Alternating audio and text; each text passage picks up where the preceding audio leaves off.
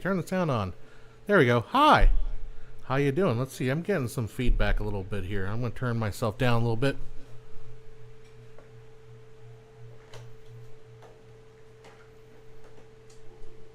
There we go. I think that did it.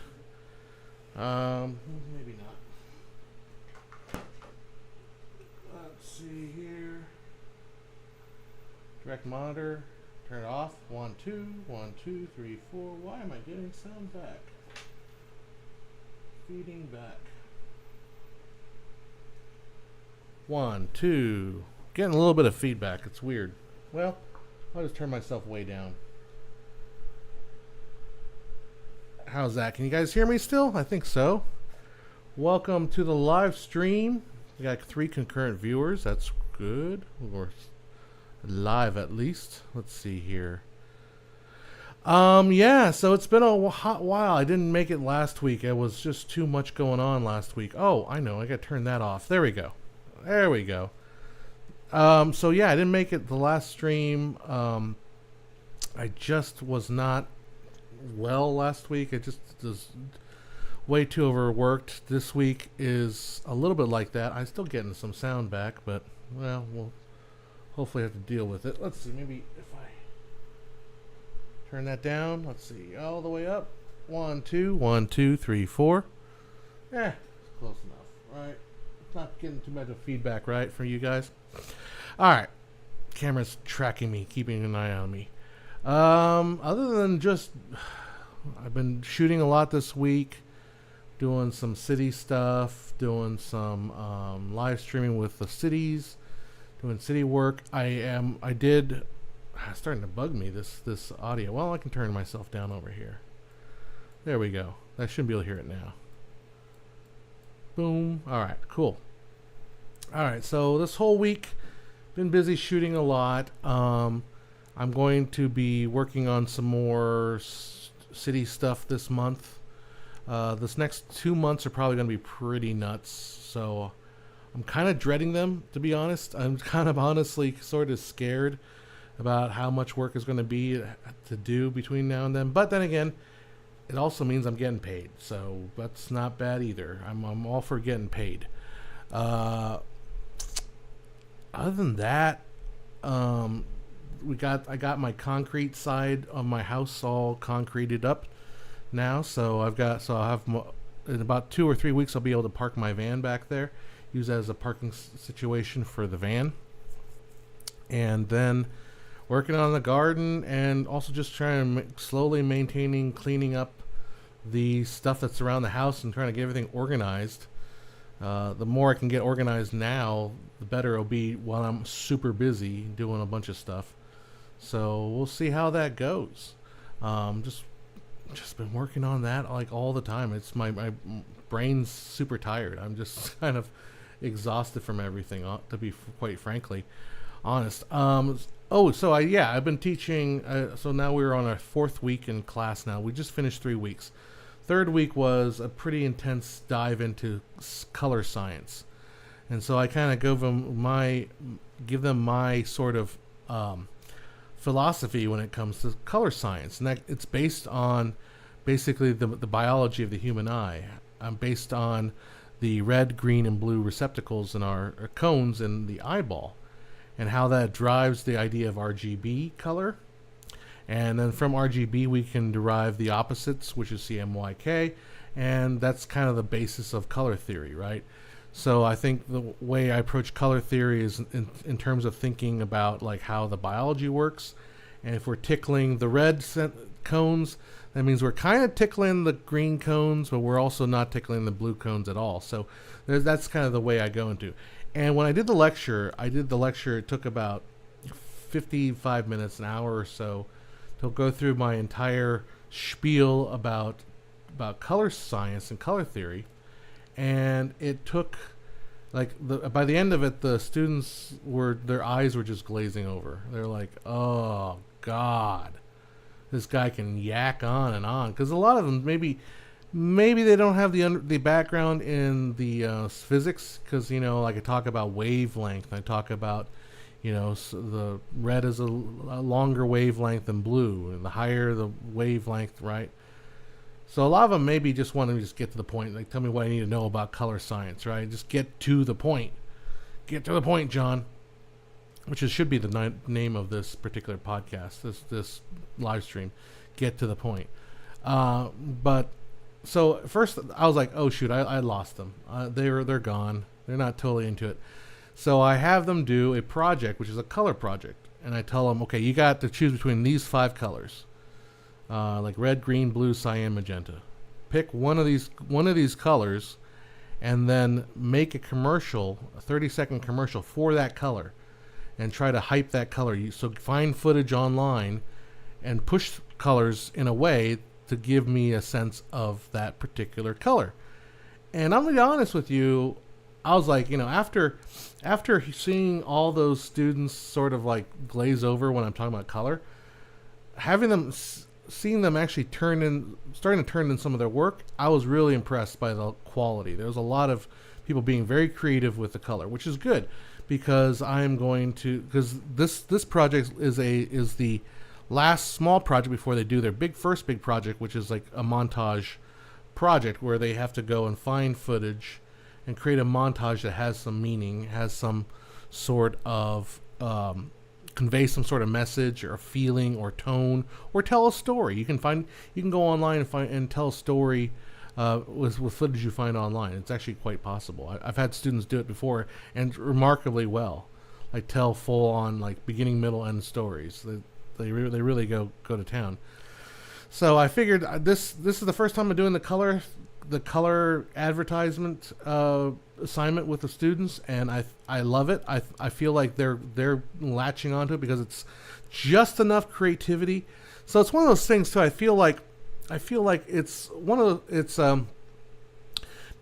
if you give them too much creativity, too much free reign, they oftentimes don't make anything.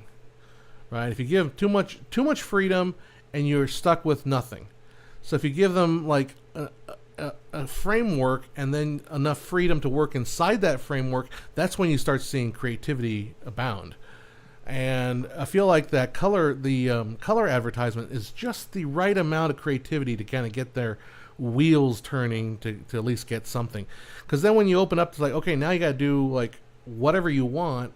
I don't know. We'll see how it goes. But at least they've got a flavor. Maybe they've seen some other projects that other students have turned in, and it would be kind of cool. So, by the way, if you're in the chat, say hi. I know I have been ignoring you guys. Let's see. I've got my chat window going here. Let's see. We got one chat coming through. View. Let's see if that comes through. Why is it not turning on? I got one chat that says coming in, but I don't have it in my queue. All right. Well, let's read it. Good evening, afternoon, all, says Thomas Hines. Welcome. Hi. I don't know why is my particular chat not going through. Maybe I have to hit retrieve again. It's on. Anyhow, we'll make our queue live. Yeah, everything should be working. All right, cool. So yeah, say hi in the chat. Refresh title. Click on some stuff. For some reason, not pulling. Let me restart it. vMix social. So yeah, that's what's going on with me. I was supposed to do a photo shoot this afternoon, but with a cosplayer, but she canceled on the last moment. So I'm here with you guys instead. There we go. I don't know if that will work or not. It's weird. I'm not just your connection's not secure. Yeah, I know that. Let's just go with it. Just go with it. For some reason, my vMix is not allowing me to send my chat comments to the screen. It's highly annoying. I don't care if it's not secure. Just show it. I just installed a new mesh Wi-Fi network because the last one I had was an old Google Google Home Mesh that was just dying on me, and I gave up. So I ordered a new Google Home Pro, and it's working. But I'm wondering if all the IPs are all talking to each other properly. Let's see. What even IP am I on? That's the question, I guess. What's the name of the program? Run program? Run, I guess. Yeah, Run. IP config. Command. There it is. IP config. Yeah, I'm the right IP. I got the right IP, but for some reason I'm not seeing my my chat window is not coming through. View queue. View all. So weird. Oh well. Well, I guess I'll have to just read them out loud. Get rid of a couple things. Windows, go away, go away. All right. Your comments. Let's read them. I know. I feel like I'm in a low energy mode. Thomas Hines says, finally made it to the movies last week after 8 years not going. Oh my God, the movie was something else. And the sound, I walked out almost deaf. LOL. What movie did you see if it was you're almost deaf? Den Dog says, right on. You finally got your new space hooked up. Congrats. I knew moving and resettling sucks. I wish you all the best, bro, from Miami. Born and raised in SoCal, 1970s. Oh, Thomas Hines saw Romulus. I hear Romulus. I hear bad things about Romulus, but I hear good things as well. Because I have my students do a weekly viewing assignment, and some of the students watch Romulus, and a lot of them got good reviews from the folks that really liked it. So, why am I not working? I'm not gonna, I'm not gonna worry about it. I'm just not gonna worry about why vMix is not talking to the web interface. It's very, very strange. Even though it says there's 4 comments in the queue, I'm not getting any comments. Anyhow, advanced authentication token. Yeah, we're good. Try logging out and logging back in again. Hopefully that doesn't kill the stream. Oops. Now, should be good. All right, I know this is a super exciting chill stream. So I'm going to do another painting stream. I didn't know if my painting of Dr. Strangelove would be any good. So that's why I didn't stream it. Because I'm like, this might suck. But I feel like the next one I do is probably going to be pretty good. So I'm going to try to maybe stream that this week as I work on it. I don't know. This week will be kind of nuts. I might not have time to do a lot of painting this week, so what? That's why. It's not liking me at all today. Log out, log in. Please follow the instructions on your... I'm going to go there, click on that, click on that. Oh, I know. I clicked on the wrong one. I want to click on that. Continue. And continue. There we go. That's what I wanted.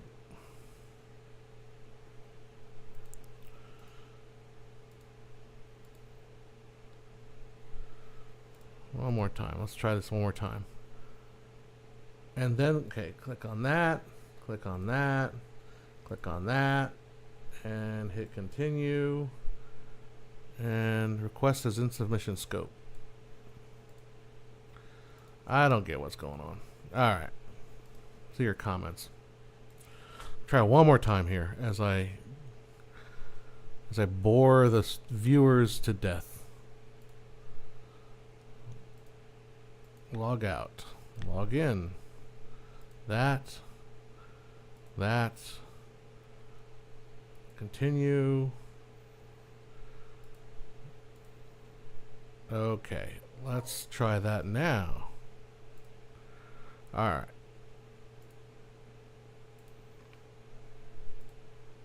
Seven comments and they still don't show up. That is so bizarre. I don't know. I don't know. Well, won't worry about it. Thomas Hines says, I understand I am an alien era. I just was, well, it's going to take time to process the Romulus story. I should have gone and see Deadpool instead. Who is that painting behind you left of Nikola Tesla? Nikola Tesla is, that's what's his name? No, where art thou? No, brother, where art thou? There will be blood. Daniel Plainview. And the other guy is what's his character's name? Everything, everywhere. It's Waymond Wong. Waymond Wong. So there's that, and I am not getting any comments going through the stinking vMix social. It's just driving me nuts now. Not showing in web browser. It probably has something to do with IPs. I don't know. Go to settings, web controller. Settings, web controller. Make sure it's enabled 8088. Okay. Where is settings? This is such exciting stuff to watch, right? I know you guys are so like glued to watching me do this. This is terrible. Settings, web controller. Settings, web. I didn't see where's the web controller. I feel old. I definitely am old, but I just feel like really, really old. Where's web controller? You know, that's the thing. It's there it is. Web controller 8088. Yeah, enabled. And nothing else.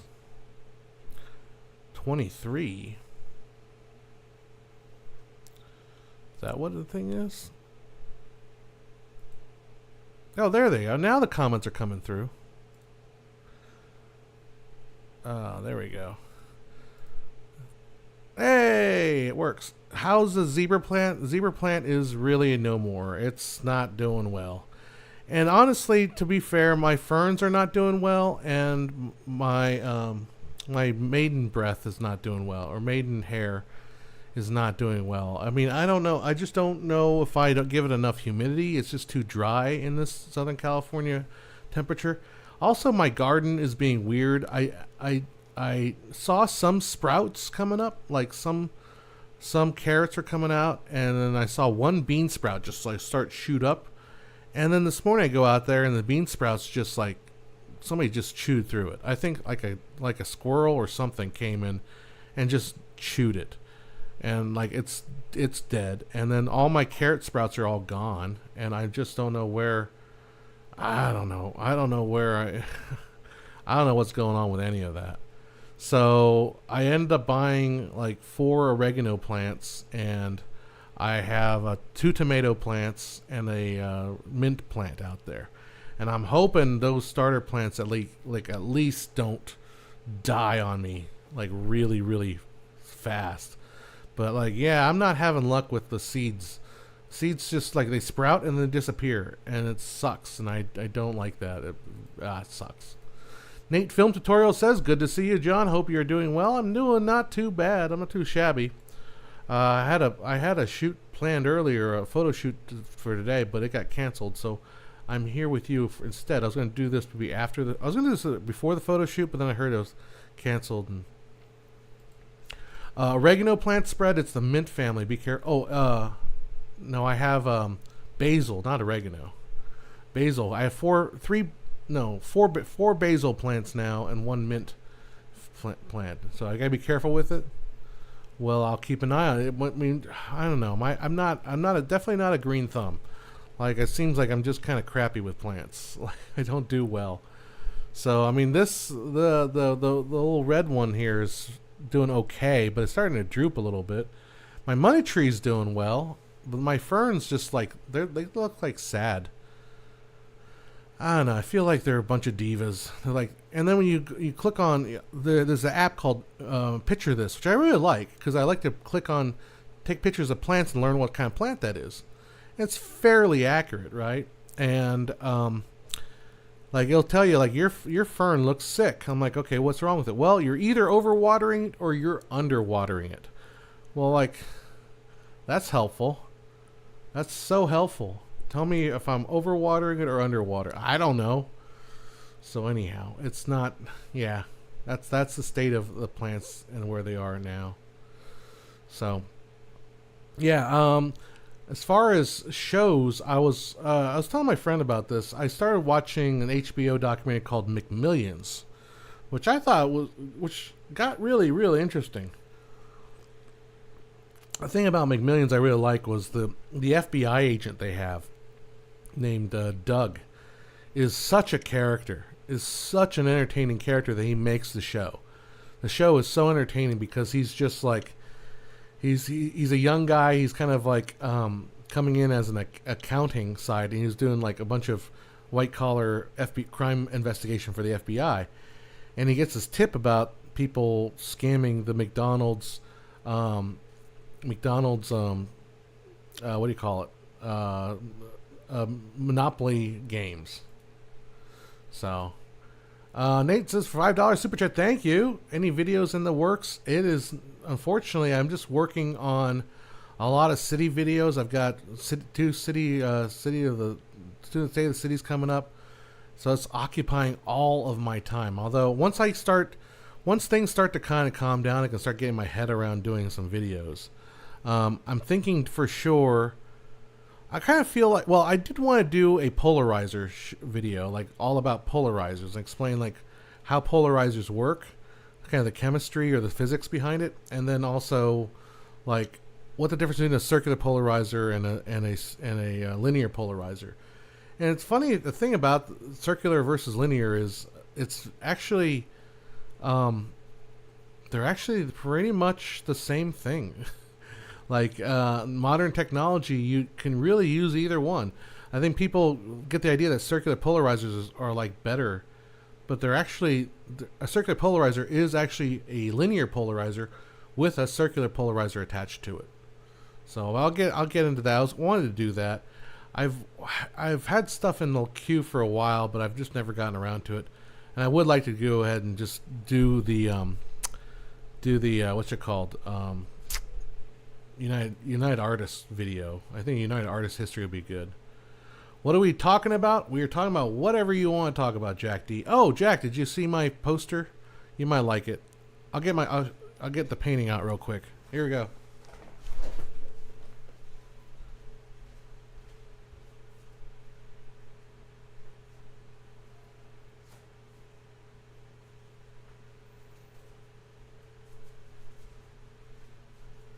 Oh, it's followed me. It's following me. I'm down here. There we go. So this is my painting from last week. I think you would like that, Jack. It is Doctor Strange Love. Get it? Ha ha ha. Took me a while to get the nuclear bomb. I'm not loving the nuclear bomb effect, but it's not. I mean, I think I did okay with the glasses. And I think I got kind of a likeness with Doctor Strange there. It's almost life size. Look at that. But nuclear bomb blast. It took me like 4 tries to try to get something that I felt was like appropriate. All right, let's see. I don't think this glue is working anymore. I'll have to put that back up again.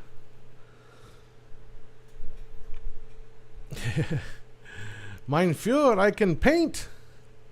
Yeah, so that's my Doctor Strange. So the next one I'll probably do I'll do a live painting stream, I think, and I'll spoil it for all you watching.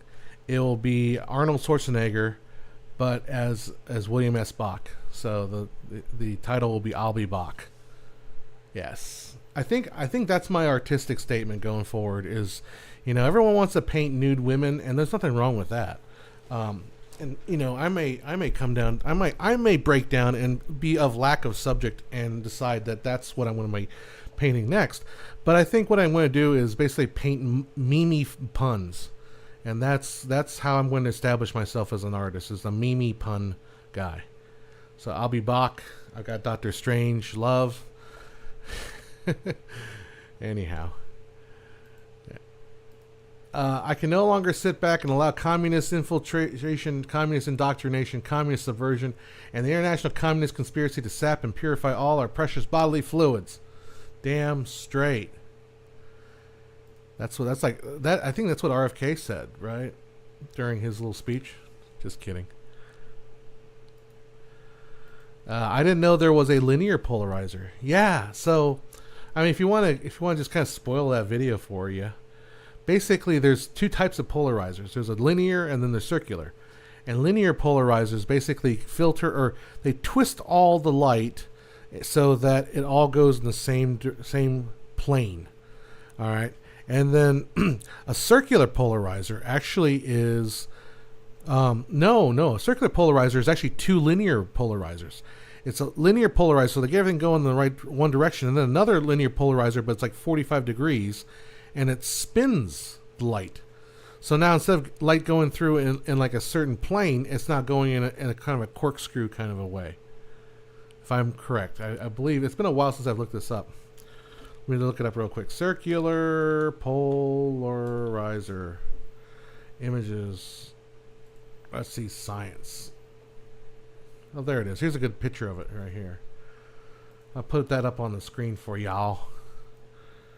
See if I can click on it. Click on the picture. Oh man, gosh, it's so small. Alright, so there it is. So basically, light comes in. That's what it is. It's a linear polarizer. So it polarizes light. Then you have something called the quarter wave plate, and the quarter wave plate basically slows down one dimension versus the other.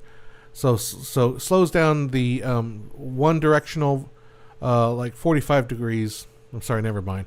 It slows down light coming in this up and down, or side to side, by a quarter wave from up and down. And so what that does is it creates this spinning light, or spinning directional of light. Now, the fun thing about trying to understand that is, well, what does that even mean? Okay, and if you want to break down what it means, is light is actually we talk about light as being part of the electromagnetic spectrum. So the phenomenon of light is energy in both electricity and magnetism, but in a certain phase, and that's where we get like the polarity of light. Anyhow, I mean, so we can get into deep, heavy physics with talking about polarizers. And then why would you use a circular polarizer versus a linear polarizer? Well, back in the old days when you had DSLRs, like legitimately DSLRs or SLR, right? Those cameras that used a mirror to see your shot before you took a picture of it. Well, the mirror, remember how you can use a polarizer to basically filter out light that's bouncing off a mirror. Well, if you use a linear polarizer, you'll look through your viewfinder and you'll see nothing, because the light coming in is polarized and it can't bounce off the mirror, and that's obviously no good. So you can't use a linear polarizer with certain kinds of with SLR kind of cameras. Also, autofocus would be thrown off because autofocus uses little mirrors to determine the distance, if something's sharp. So the solution to that would be to use circular polarizers. So even though you start with that linear polarization, so you linearize the light, and then you circular polarize it, the effect, you're not losing the quality of the light, but you're effectively kind of conforming all the light, but you're conforming it to a circular pattern, which allows the mirrors to be able to see it. So that's why you use circular polarizer. And today, though, with focusing done on the sensor and focusing done through mirrorless and all that stuff, you don't need a circular polarizer. Although some would argue maybe you do. I don't know. I don't know. I can't always trust what I read online. right? Like you never know if it's anything is true. I can only go based on on basic science based evidence or reasoning and logic, right?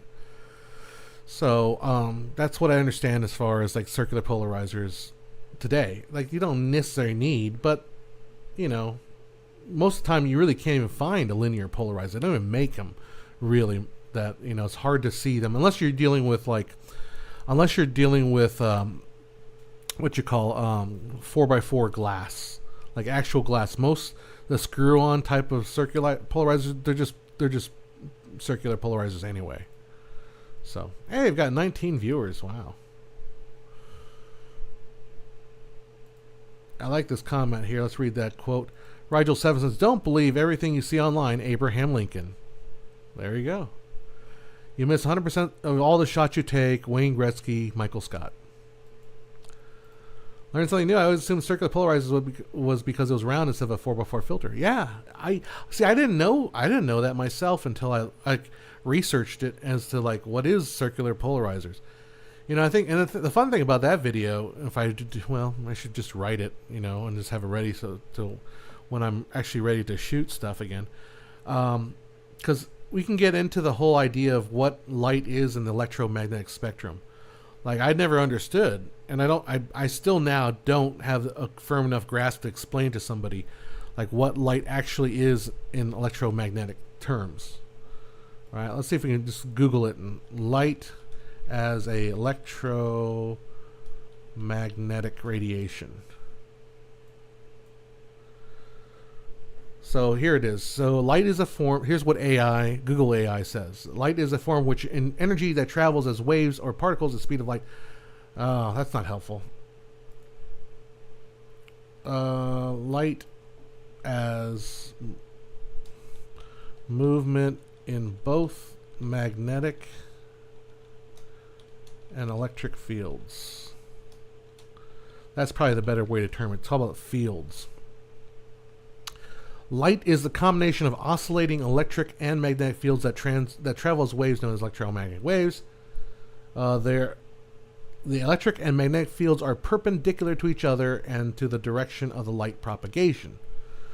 So they're perpendicular fields. So you're getting both electricity and magnetic field at the same time, and so those two directions create. This is where I need to kind of figure out. Brainly. Let's see what Brainly says. Let's see. The fields are perpendicular to each other in the direction of the light of the wave's propagation. The interaction between electric and magnetic fields give rise to various properties, including reflection, refraction, and diffraction. So, yeah. Anyhow, there you go. So we can go, and I can spend some more time. I'm not going to go through much more into detail today around that. Here we go. Maybe Thomas Hines can fill us in. In the quantum field, light comprises of bundles of discrete blips of energy called photons, and these photons are indivisible. They can't be broken down to pieces. Yeah, but I'm trying to talk about what is the field. So when a photon hits a polarizer, it goes through it or doesn't. Not going through usually means the photon is absorbed or reflected away. I don't think that's quite right, because it's not about, because the way you're describing it sounds like it's a neutral density filter. Whereas I don't think a polarizer is always going to have some absorption, right? Polarizers are going to just absorb light regardless, but they're not necessarily, they don't reduce the value of the light. I mean, they will, but that's a point. Polarizer filter, science. So, polarizer filter allows light only pass through it in a single axis parallel to the chain molecular pattern. Let's see.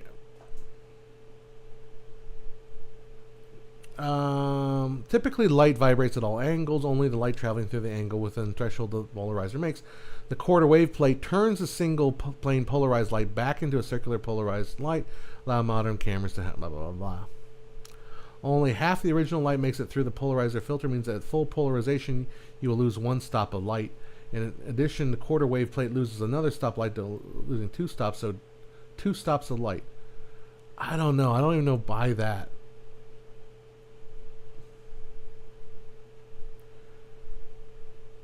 Anyhow. I mean, maybe. I'll have to check that out. Well, I'm still open on that one, but let's see. There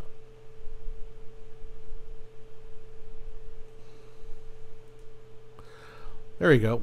Light is the electromagnetic disturbance that travels through space as a wave made up of oscillating electric and magnetic fields that are perpendicular to each other and the direction of the wave. That's what I was going for. Yeah. Where do you think the future of cameras are headed? High resolution frames are only so helpful when so shown at 24 FPS. Maybe cameras can take advantage of the extra frames. No, they won't. Stop making it happen. It's not happening. Like, you know what's really crazy? A bipolarizer. I know. Never date one, that's for sure. Matthias says, I've been studying polarization in physics course in college. I'm part of the subject of electromagnetic field waves. There you go. I mean, obviously a polarizer does filter light, right? So yeah, you do, polarizer doesn't necessarily, polarizers don't necessarily twist the light into a certain direction. It just filters only light going through a certain direction, which I guess if light is all encompassing, so I guess it would be one stop light, right? Drop, right? Is 3 polarized filter experiment really demonstration of quantum uncertainty? So that's the fun thing about taking polarizers, right, and stacking them on top of each other.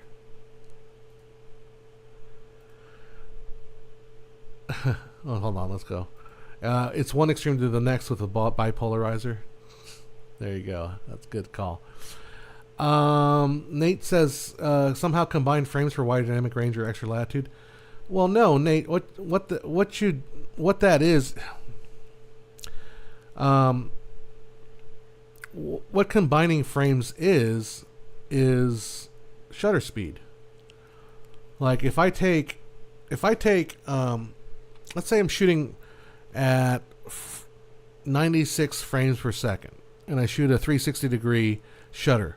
So I'm getting 96 frames a second, and then what I do is I combine 2 frames, blend them together, and then throw away the other 2. That's equivalent to 24 FPS 48, because it's 96 frames a second, and then you're blending 2, drop the 2, blend 2, drop 2, blend 2, drop 2, right? So there's no need for there's no call for higher frame rate.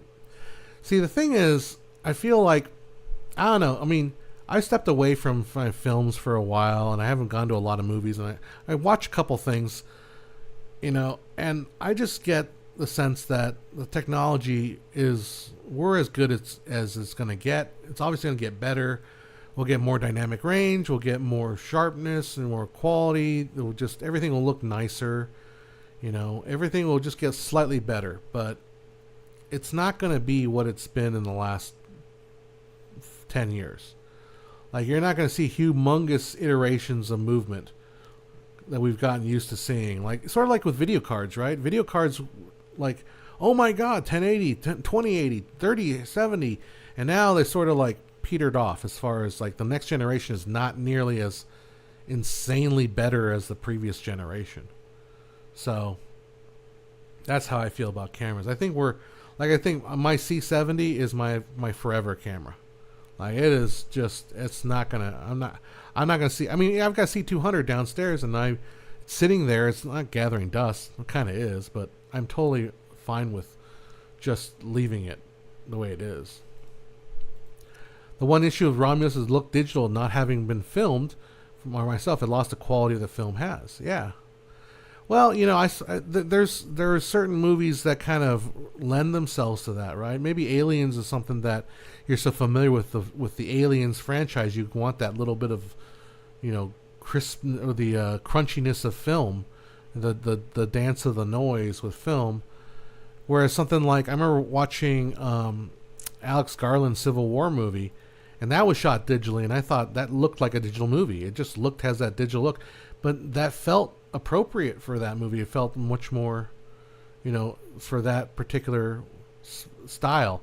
I'm watching this McMillions documentary, and like I don't think I would ever want these documentaries to not have that digital look. They have that cleanliness to it, right? I don't want it to look like like a film. I don't know. It's one of those things too where I find myself oftentimes, if I shoot something, like I want it to look clean, and it's hard for me to try to muck it up with film with like the generic film stuff, like noise and stuff like that, because I already have a very clean version. I don't know. I find it interesting that Orson Welles said that Citizen Kane had so many crazy technology and innovations because of his complete ignorance of the technicalities of filming at the same time. There you go. He said he thought the camera just photographed whatever you put in front of it. Essentially, would have infinite depth of field. He said the cinematographer was amazing. They did a lot with the cinematography. There was a lot of work done, like how to get the depth of field down and all that. Matthew says that James Cameron ruined Aliens. The last 4K restoration grain is mostly erased. AI artifacts are every waxy faces and googly eyes and weird texture. I was watching a video about that, and yeah, they did overwhelming amount of cleanup on there, noise reduction especially. I at first bristled at the use of the word AI when talking about what they did to it, because it's not generative AI. Like, it's AI as an algorithmic AI. They use algorithms to do a lot of smoothing, face smoothing, and stuff like that. But it's not generative AI. Generative AI is still, not quite there yet. Well, might be. Why am I getting tired? I've only been on here for a little bit. I should drink some more water.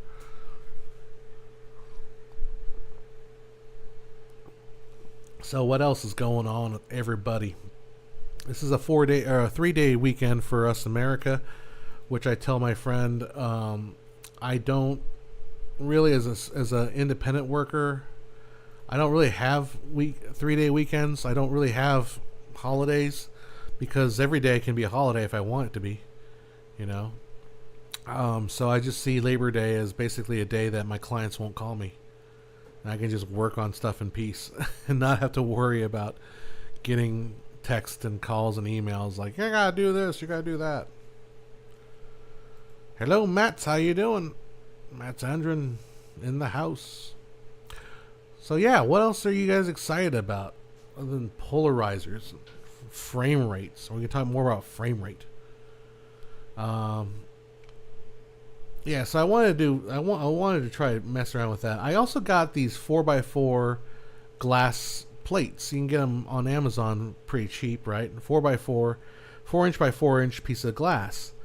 And I was thinking about taking that and then like painting them, like using what you call it, like watercolors or inks, and painting on the glass and creating my own filters, my own gradient filters, and playing around and seeing how that would work. I think that'd be kind of fun. Like there's and this is how old I am. I'm so bad with memes that it takes me like 3 years before I recognize. There was a thing where they take like a piece of a lens, and they would crack the front element and then shoot with it and be like, oh, look how cool that is. And I thought, well, why would you crack the front element? You can just take a piece of 4x4 glass and crack that and then put that in front of your lens and get the same effect.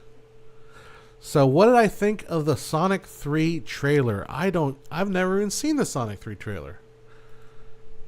Shall we watch it? Am I allowed to? Am I going to get demonetized? Doesn't matter, because Sonic 3 trailer. I didn't even see Sonic 2 though.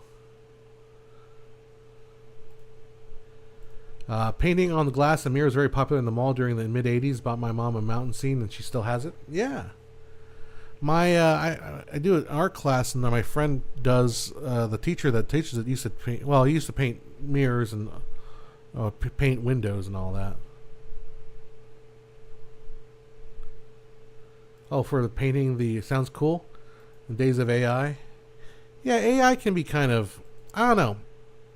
I was thinking of what I should do is have AI generate something for me, and then I would put the prompt in there. It would generate my art painting. I would take that generated shot and I would project that onto a canvas and sketch it in with the canvas on the canvas, and then paint that. Now, is that considered AI at that point because I prompted it and then I painted it? I don't know. Anyhow, let's see what this trailer is. I have my sound turned way down.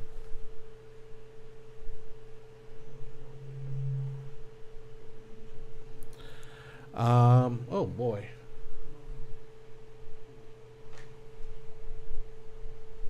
Let's see there. Oh, I missed the trailer already? No, it's still going.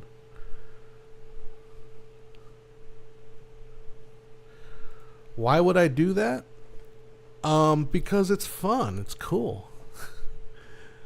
Like, it's sort of a way to. I mean, it's almost in a way to negate the AI. It's like AI enhanced, or it's human human painting AI material.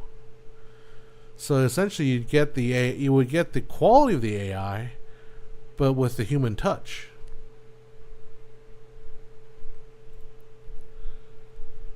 So I honestly, I'll be honest, I did not grow up playing Sonic, and so nothing really registers for me as far as the Sonic. I'm sorry, the Mario Brothers maybe, but Sonic, I don't even know who the red and the yellow guys are. But he breaks his wrist, I guess. I don't know.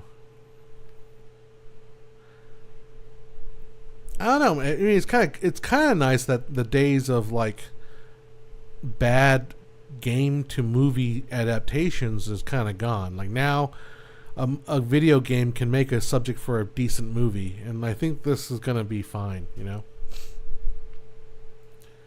Nah. Well, how would you know if I didn't tell you? If I had AI generate something for me, and then I painted it, and then I showed it to you, like, how would you know if it was AI? Because it was painted by hand. Is the video you're watching about Cameron's bad 4K masters the one by YouTuber channel Narelle? I don't know. I was at my friend's house, Narelle. Maybe it was. AI aliens. Might have been. I don't know. Let's see. I think it was. Yeah, I think it was. You wouldn't know, and that's the problem? Or maybe that's not the problem, but that's the function of art. Have you seen the trailer for the new Zemeckis movie? Would love to hear your thoughts on it. I don't even know. Zemeckis has a new movie. I kind of want to see. I want to see Megalopolis though, just because. Oh, the Here from Miramax. That's right. Because isn't that like a one? Is that like a one camera angle thing, where it's literally the whole movie is done through one camera angle? Boy, it's got like a weird look to it, doesn't it? Oh shoot, my fault.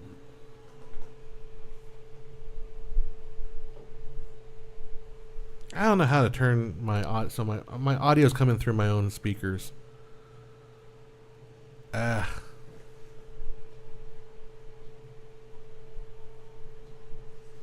don't know how to get rid of that.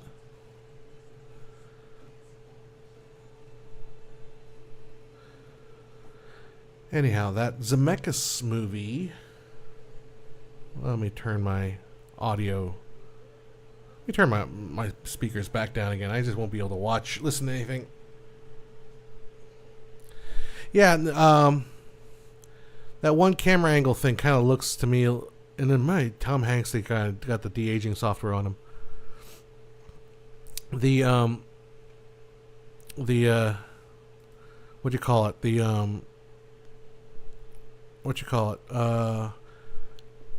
The de-aging. It's just a little crazy. So Matt says it's tracing over a photo. No artist would self-respect would do that. What's wrong with that though? See, I think that's when my teacher, I told him I wanted to draw realism. He suggested a carbon copy transfer process in order to get the image I wanted to paint onto a canvas. And I was like, "You're allowed to do that?" And he was like, "Yeah, of course. Do whatever you want. It's art, right?" So you can trace over a photo. What's wrong with that? There's nothing wrong. Let's see. Tim's Vermeer. There's a documentary about Tim's Vermeer, painting of paintings all were more magical. If true, would have been. Let's see.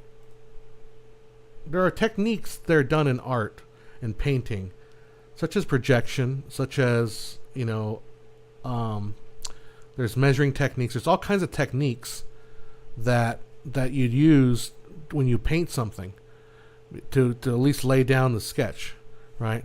So really, there's actually nothing wrong with like taking AI and projecting it onto a canvas, because then you're making decisions on top of that. Because you're not, you can use it to create the outlines and create the kind of the momentum where you're going to head toward, but then you're adding the human touch of being actual, like art.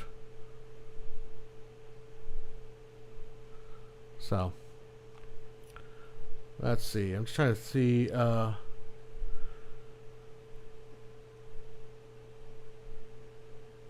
Vermeer. So, yeah, Tim's Vermeer is interesting. It's by a guy named Tim. It's actually a documentary film directed by Teller, produced by his stage name partner Penn Jillette. So it's Penn and Teller made this movie about this guy that he founded New Tech, which created the Lightwave 3D program, and he was taking a look at the paintings of Johannes Vermeer, 17th century painter whose paintings often said to exhibit photographic quality. Jensen, spurred by 2001 book Secret Knowledge by British artist David Hockney and Vermeer's camera by British architect Philip Stateman, theorizes Vermeer potentially used a camera obscura to guide his painting technique. His initial idea is that Vermeer used a simple light projection to paint. He is quickly discarded after concluding that paintings all over a projection make it nearly impossible to match the colors correctly. Jensen then had an epiphany of using a mirror to monitor parts of the picture. By placing a small fixed mirror above the canvas at a 45-degree angle, he's able to view parts of the painting of the original image and the canvas simultaneously to obtain a precise color match by continuously comparing reflections and so forth. But anyhow, camera obscuras and things like that were used throughout history to create to aid in painting, right?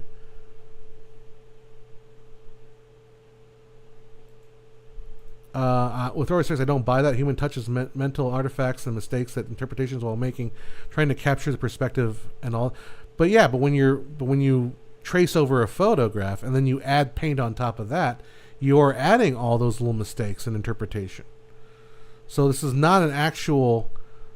You're taking the photographic medium and then you're reapplying it. Live action reference is a different thing, sure, but live action referencing is you're talking about studying a person. But what's the difference in that and taking a photograph of a person and then using the photograph to use it as a reference? And then on top of that, what if you use AI to create the good photograph? Right? So what I'm trying to get at is, where do you draw that line? Because I think the line is not black and white, especially when it comes to art. Especially if I don't tell you. If you don't know that I did that, you would just assume that I created that art without projection or without the AI.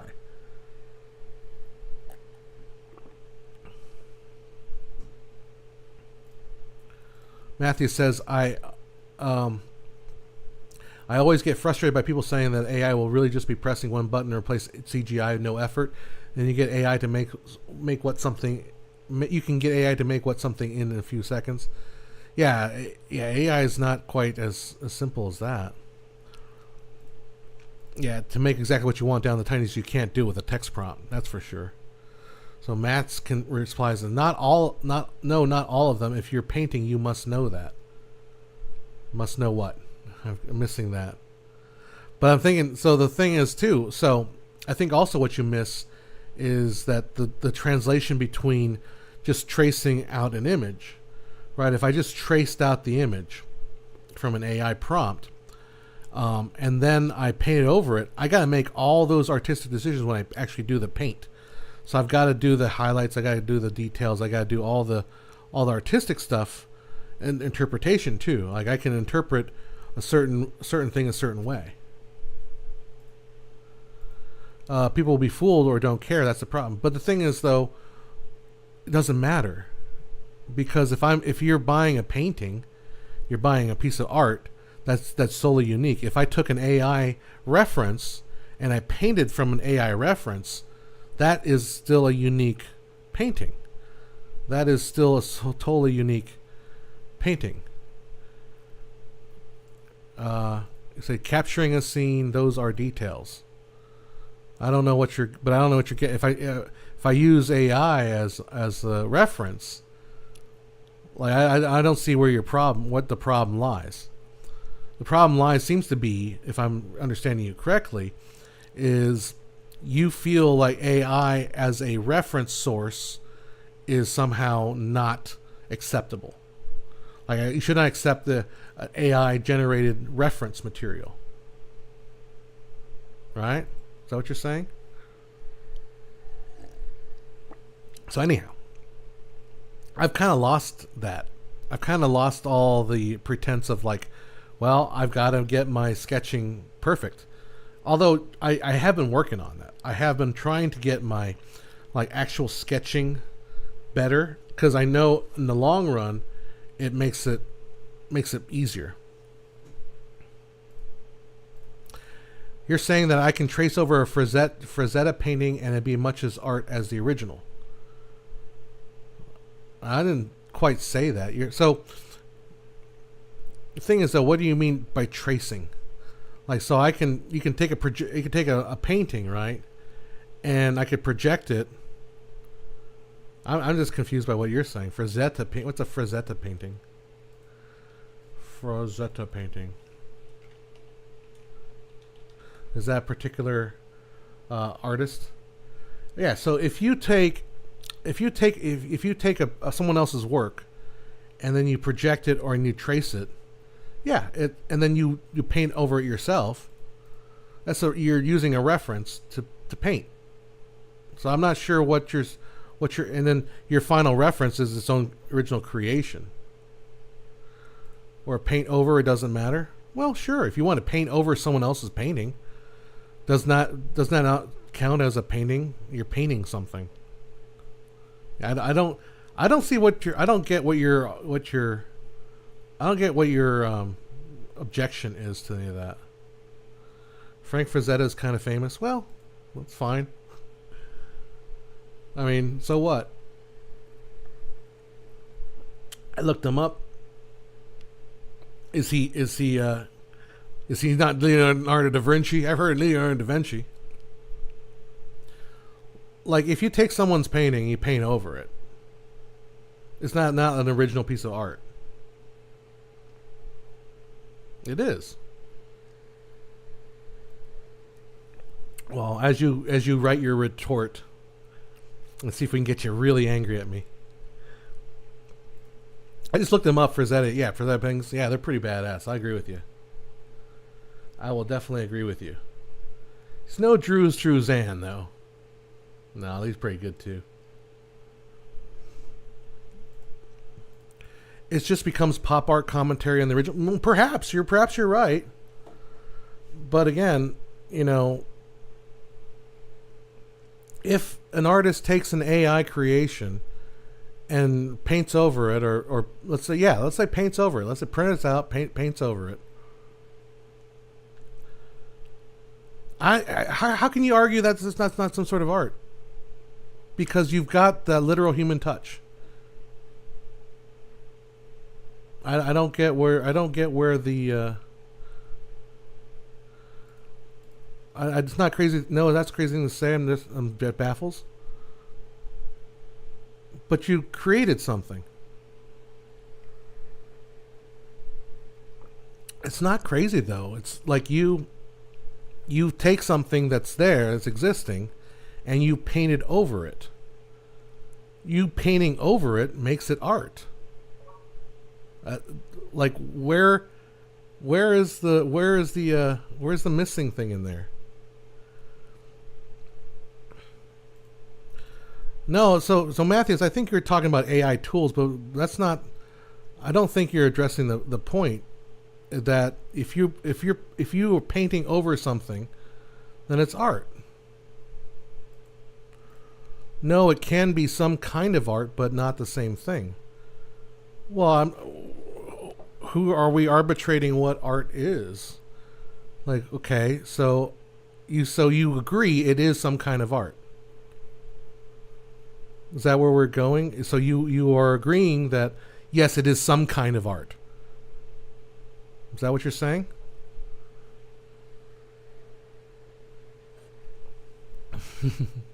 Is this what Tarantino does? Kind of. I don't know. So if you go back to the original kind of theory about copyright, right?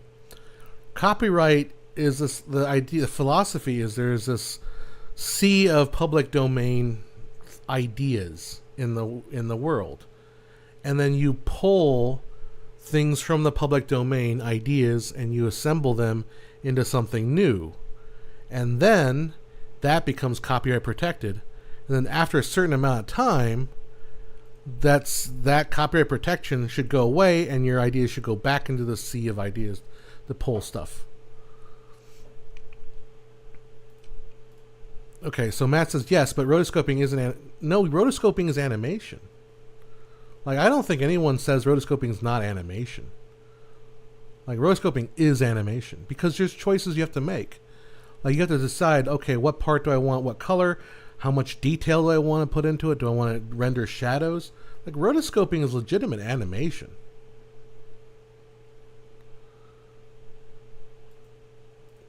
So any Warhol painted Campbell soup cans, he imitated the art of the label, was not what he created art. Of course it is. That's what I'm getting. That's why I don't understand what Matt's argument is. Like, oh, that's so horrible that you took AI and you painted it over. Like, that's it. That is a form of art, and then you can call it art. There's nothing like soulless about it. In fact, you're maybe infusing the soul into the art. Whereas the AI art is soulless, but when you can use it as a reference or you infuse it with some human, it seems to me the least amount of issues with it. So I'm not sure why he's baffled by the thought that makes sense. Oh. Yeah, there are abstract artists who just with buckets of paint. I feel like that is a money scheme, money laundering scheme. No, there would be no Disney or Japanese anime with just rotoscoping. What are you talking about? Disney did a lot of they had lots of references, and also, well, yeah. To say that Disney and Japanese animation are not rotoscope is true. They're not rotoscope. But there's also a lot of stuff that is rotoscope that's animation. Just because of there you go. Who Framed Roger Rabbit? Tron. What about the those old Betty Boop ones with that one dude?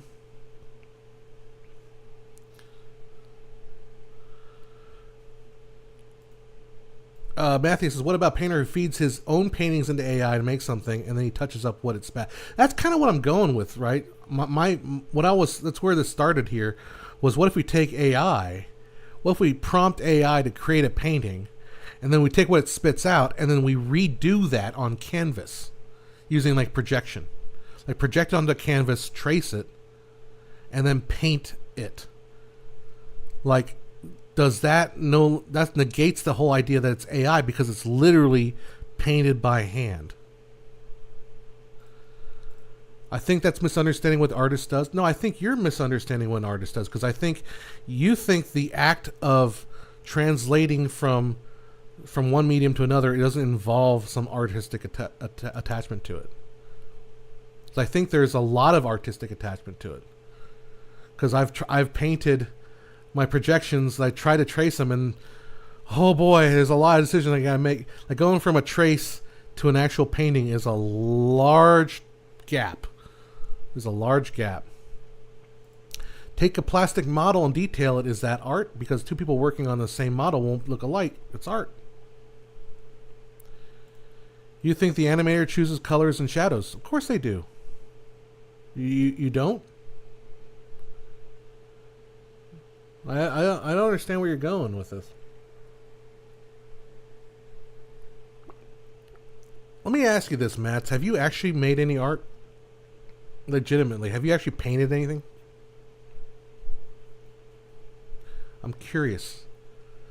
And I like, and I know I'm kind of alive when I'm trying to be friendly here, but we're getting deep into art, because I feel like we need to get into that. We need to have these discussions. That's what at least makes these somewhat interesting. Yes, but is it making a plastic model? As far as like taking a plastic model and detailing it, does it make it a plastic model? So you work and draw as an animator. Okay, cool. So we're on that boat there. All right. So you're an animator. Do you ever painted like painted like what I'm talking about?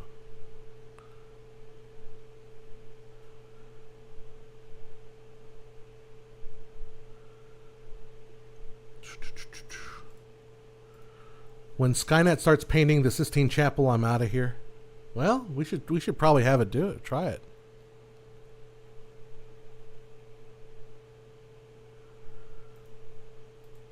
A drawing will feel different from live action by its sheer nature, by being a drawing, even if completely rotoscoped. Of course, rotoscoping has to be used carefully with taste. Well, yeah. Okay, so you have painted, right?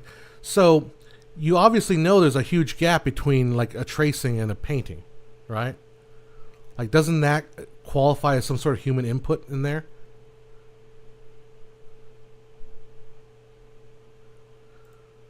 What if the guy is called Art, but you insist on calling him Arthur? There you go. Is it art or not is too broad. But no, you're the one that said it's not art. But you're the one that's saying like, hey, it's not art to do that. I'm saying, well, why isn't it art? I think I think you're backing up into your argument there. Rotoscoping can easily go into uncanny valley, but Disney used some rotoscoping to animate complicated mechanical objects. True.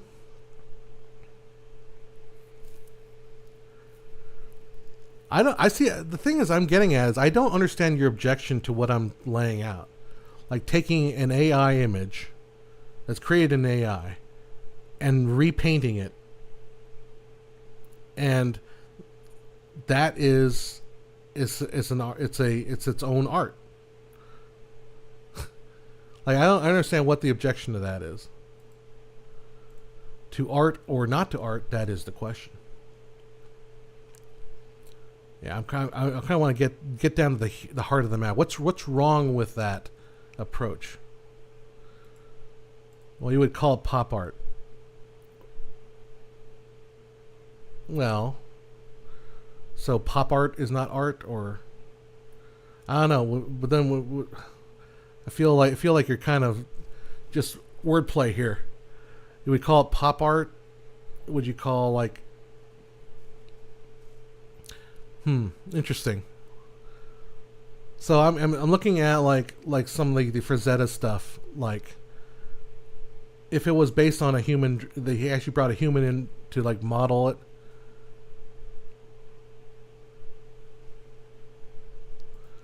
Maybe you should show some of your favorite paintings that are traced. Well, that's the theory behind Tim's Vermeer. Like Tim's Vermeer, Camera Obscura. Like the camera obscura was basically traced stuff, right? And painters use that all the time.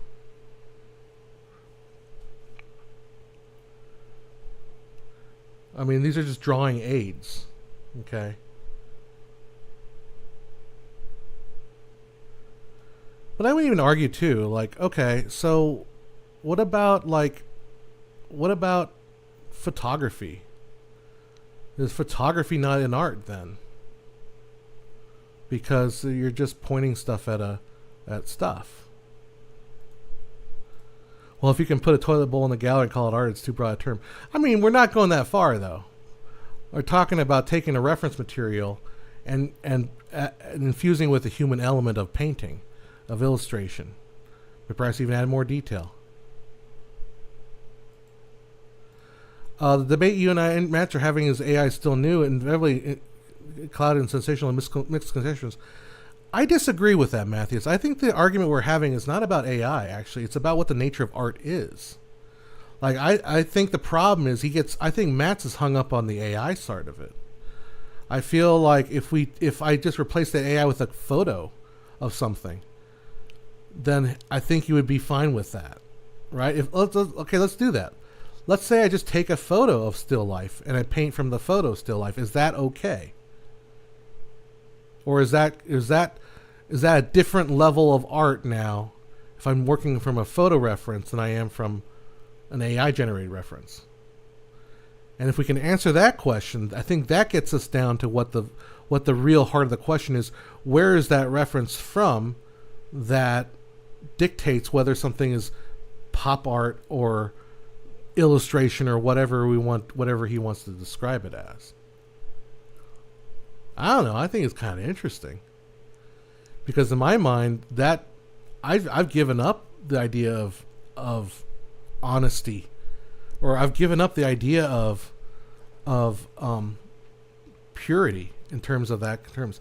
Like, to me, having a painting as a physical, unique specimen in this world is just no. So I'm saying, okay. So you're saying tracing. Okay, so but what if I use a reference? So you would have the same issue if I traced a projection of a photograph. That's your issue, right?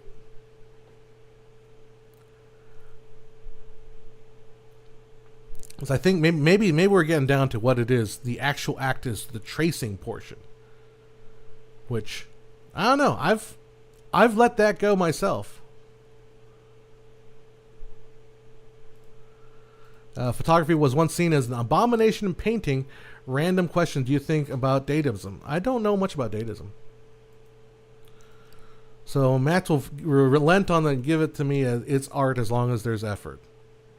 Okay. Well, there you go. I think we're past that now. So is it on the same level as saying illustrating something purely from the imagination? I'll agree. It's a totally different skill set, right? To perfectly draw, like. Oh well, here's where we're going to disagree again. What I have a problem is rotoscoping is animation. Oh, it is though, dude. It is. No, rotoscoping absolutely is animation. It's just a different kind of animation. Like, I think we're gonna fight to death on that one. Like, it's just a different form of animation. Because there's a lot of decisions to be made. I mean, who was I watching the other day? It's the guy that made the famous rotoscopes from the 70s movies.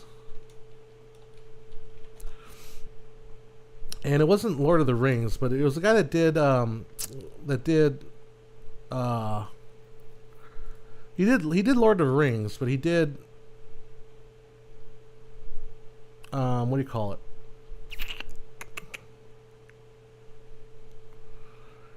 Says, yeah, we will. Well, there's nothing wrong with being dead wrong, dude.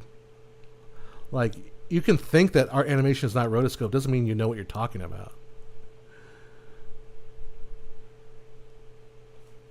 Let's see. What's the name of that movie that I'm thinking of?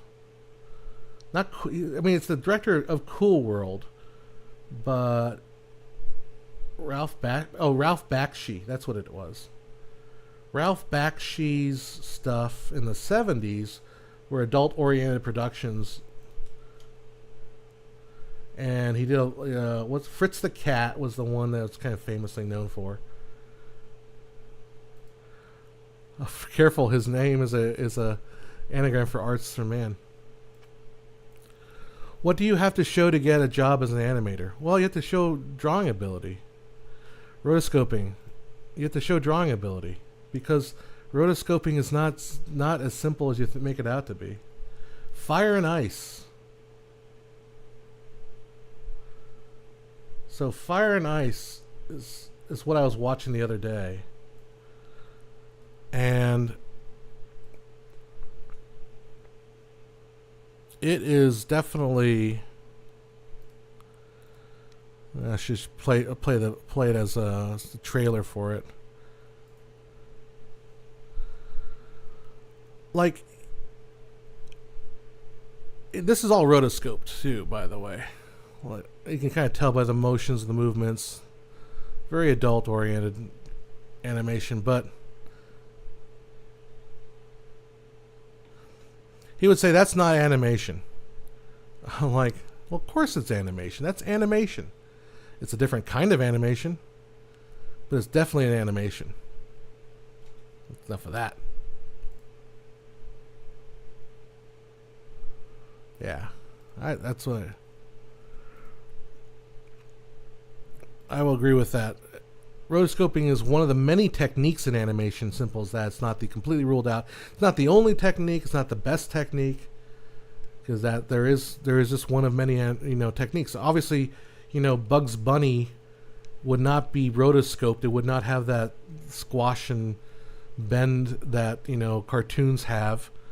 You wouldn't have the Simpsons if it was rotoscoped. They would not look the same. That's a different kind of animation. But to say rotoscoping is not animation, that's kind of silly. If you can't conceptualize and design a character motion on your own, you won't get a job as an animator. Well, that's, again, I think you are making statements that are far beyond like the whole world of encompassing art. Like, okay, I admit that rotoscoping as that kind of bashki style of rotoscoping is not really popular anymore. But that doesn't mean that it's not animation. Motion capture, is that also animation? Yes, it is. Absolutely it is. Because there's a lot of work that goes on well past the motion capture portion. Let me ask you, how old are you, Mats? I can't tell by your photo. You seem naive. I don't mean that as an insult. I'm just saying, it just seems naive to think that rotoscoping and motion capture do not involve any forms of animation techniques or artistic techniques. Wouldn't the movie Polar Express be all rotoscoping when it comes to main characters? That's closer to acting. No, dude, it's not. I think the thing is, I think you undervalue. You're 42. Okay, so you're my age. All right. I think you undervalue how much work goes beyond the original reference material. Like, I see a lot of work that goes beyond. Like, to say that a motion capture artist just gets on stage and he just like does his thing. Like, okay, here example. What about that dragon in Hobbit? That was motion captured, right? The dragon in Hobbit. Would you say that's not acting, or that's not animation? Like, they converted Benedict Cumberbatch into a dragon, but they use motion capture. So that's not animation. That's motion cap. No, man. You gotta broaden your horizons. Moving about with the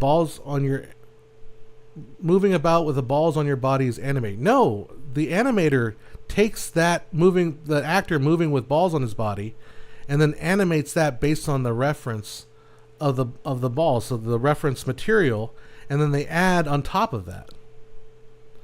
Okay, you're naive. Yeah, you are, dude. You sound incredibly naive. It feels like you're just kind of dissing people who do like other things, other approaches to generate the content. So, like I don't know. You're the one that's kind of like saying like, oh my gosh, it's tracing. It's not art. It's not this. It's not this. It's not this. It's like you're some sort of like. It's getting heated in here. I know. It's not just the fact that it's coming to the end of summer. I'm trying to push back on some of these like kind of naive takes on like the world of art. It's like, what do you want? You want everything to be purely from the imagination. I'm not saying they're not doing anything. You're just saying it's not animation, though. That's what you're saying. It's not animation. So basically, when we convert Cumberbatch into a dragon, that's not animation. You were about to say stupid? I know. Like Cumberbatch. Alright, so this dude... I mean, I agree with you. Cumberbatch is not animating. Right? Cumberbatch is not... Cumberbatch is not animating there. Okay, I get that. He is not animating right now. But you can't tell me there were not animators who took this reference material and animated something based on this. And that's not animation. Because it's for whatever. I don't know. You should ask some animators if you get a chance. Sure, I will. I would. But I also just totally down the core disagree with your take on what is and isn't animation. Like I feel like I have every right to do that. In fact, maybe even more so because I don't have like a financial stake in the fact of being what an animator is.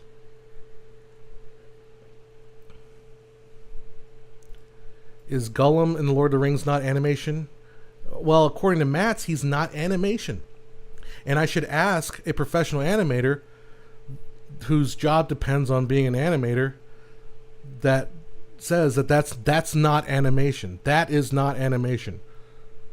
Like, okay. Hey, Nate Doller. We're having a heated discussion about what is and isn't animation, or art for that matter. Like, okay, well, maybe we should just define what the hell animation is. Maybe we should do that first. Let's use a very, very generic way of doing it. Let's skip Wikipedia. Let's go with Britannica. All right, what is animation? Here's according to Britannica. Put that up there. Put it on the screen, Jamie. Animation is the art of making inanimate objects appear to move. Animation is an artistic impulse that long predates movies. History first animator is Pygmalion of Greek and Roman mythology. The sculptor created a figure of a woman so perfect he fell in love with and begged Venus to bring her to life. Some sense of magic, mystery, and treasure can still... it's possible, blah, blah, blah, blah, blah, blah, blah. So even called zoetropes animations. Now we're getting weird stuff. Alright. Oh yeah, let's see. It's not very helpful. We haven't really found a definition of what animated means, other than just basically make inanimate objects appear to move. That seems like what we get. There we go. Thomas Hayes says, and come back to me.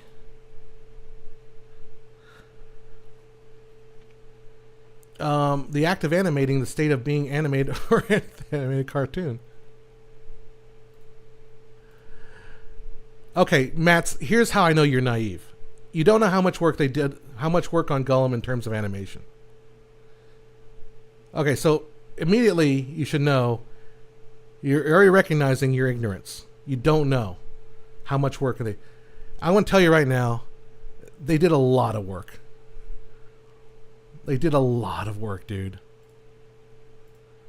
Have you read Illusions of Life? Have you watched anything by Weta and as far as how much work they have to do when they animate something like Gollum? Like, don't pull this. Don't try to pull this. Like, have you read this? Have you read that? I don't give a shit right now. Like, you just said you don't know how much work they did in terms of animation. Like, come on, dude. Come on, get out of here with your, like, oh, that's not animation. That's just, they're just tracing stuff.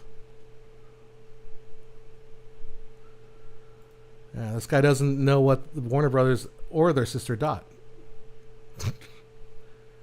There you go. So Latin, Thomas Hines' Latin word anima means breathe soul and give us animal, which gives us other words. The English adjective animate means alive, comes from Latin verb animare, means to give life to. Why am I so upset? Because I feel like you're trying to argue by saying it because I haven't read The Illusion of Life or something like that. Is that what you're trying to do? Because I haven't read that book, but I've read other books. Illusion of Life Disney animation.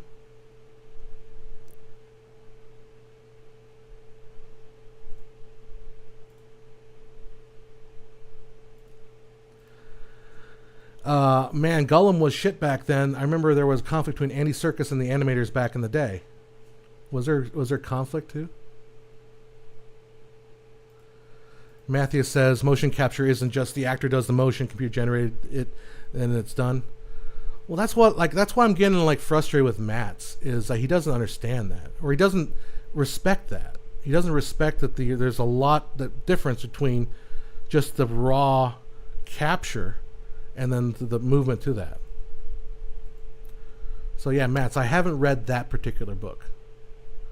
What I'm saying is, I think it's naive to say that rotoscoping is not animation. I think, well, be frankly honest, I think it's stupid. I think you're being incredibly stupid in saying that. Nadoler says, the shit, John, not shit.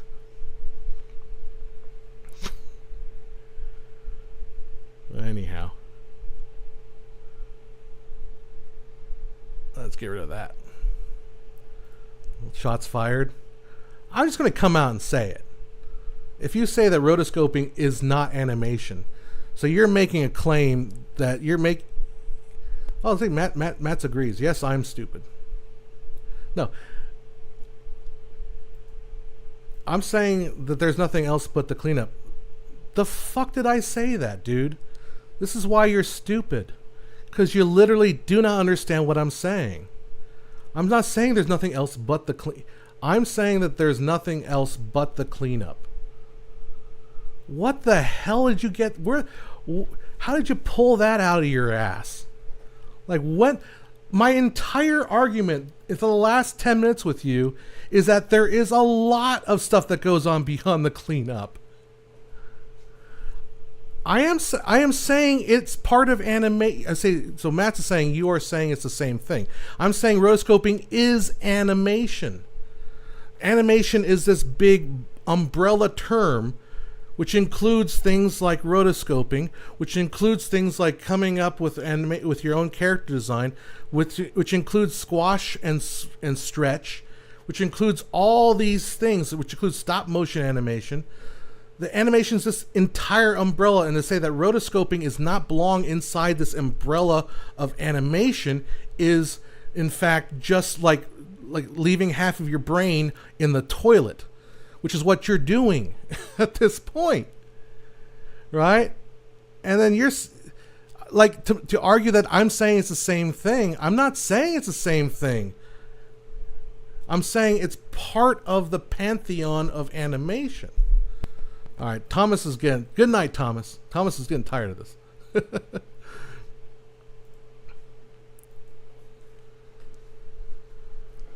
One big argument about whether motion capture actors like Andy Serkis deserving Oscar nominations as Gollum is so much of what the animators did, not just Andy Serkis's reference. That's a good point. And again, that boils down to like what this whole argument. I think what Matz wants to get at is that Andy Serkis deserves all the credit, but he's not animation. I don't know what. Yeah, Matz is being disrespectful animation to motion capture artists. Matt says, "When have I argued that it's not?" Well, let me go back and literally pull up your comment that says animation is not that rotoscoping is not animation. Like, see, all right, I got receipts. What I have problems with is the rotoscoping is animation. Like, literally there. I find every time I argue with somebody online, they're just so they can't keep track of what they're saying because they're like Matt's here. Just what the hell? What are you talking about? You literally said it. What I have is a problem with the term rotoscoping is animation. That's what we're arguing here. No, you did not say character animation. You said animation. You did not say character animation. Of course, rotoscope is not the same as character animation. Of course. But you said animation. You did not say character animation. So either get your shit right, or maybe, I don't know, learn to properly to cite your to label your words here. But to say rotoscoping is not animation, literally what you said, and I pulled it on screen right there. I pulled on the screen right there what you said. Rotoscoping is not animation. And now you're backing off of that. Now you're backing off. Yeah, it's in the sense of character animation. No. Now on top of that, you may take motion capture. You may take motion capture, right, as a reference and then animate on top of that. So you may take the rough estimation of where things are in space and then add your own animations on top of that. So, I don't know. Are you and him arguing semantics? Is he thinking you're saying that rotoscoping and animation are the same thing? I don't know. It sounds like I'm dealing with somebody that doesn't understand the idea that there is an umbrella of animation. I don't know, dude. I don't know. It's you want to come here and argue with me on shit like that? Go for it. But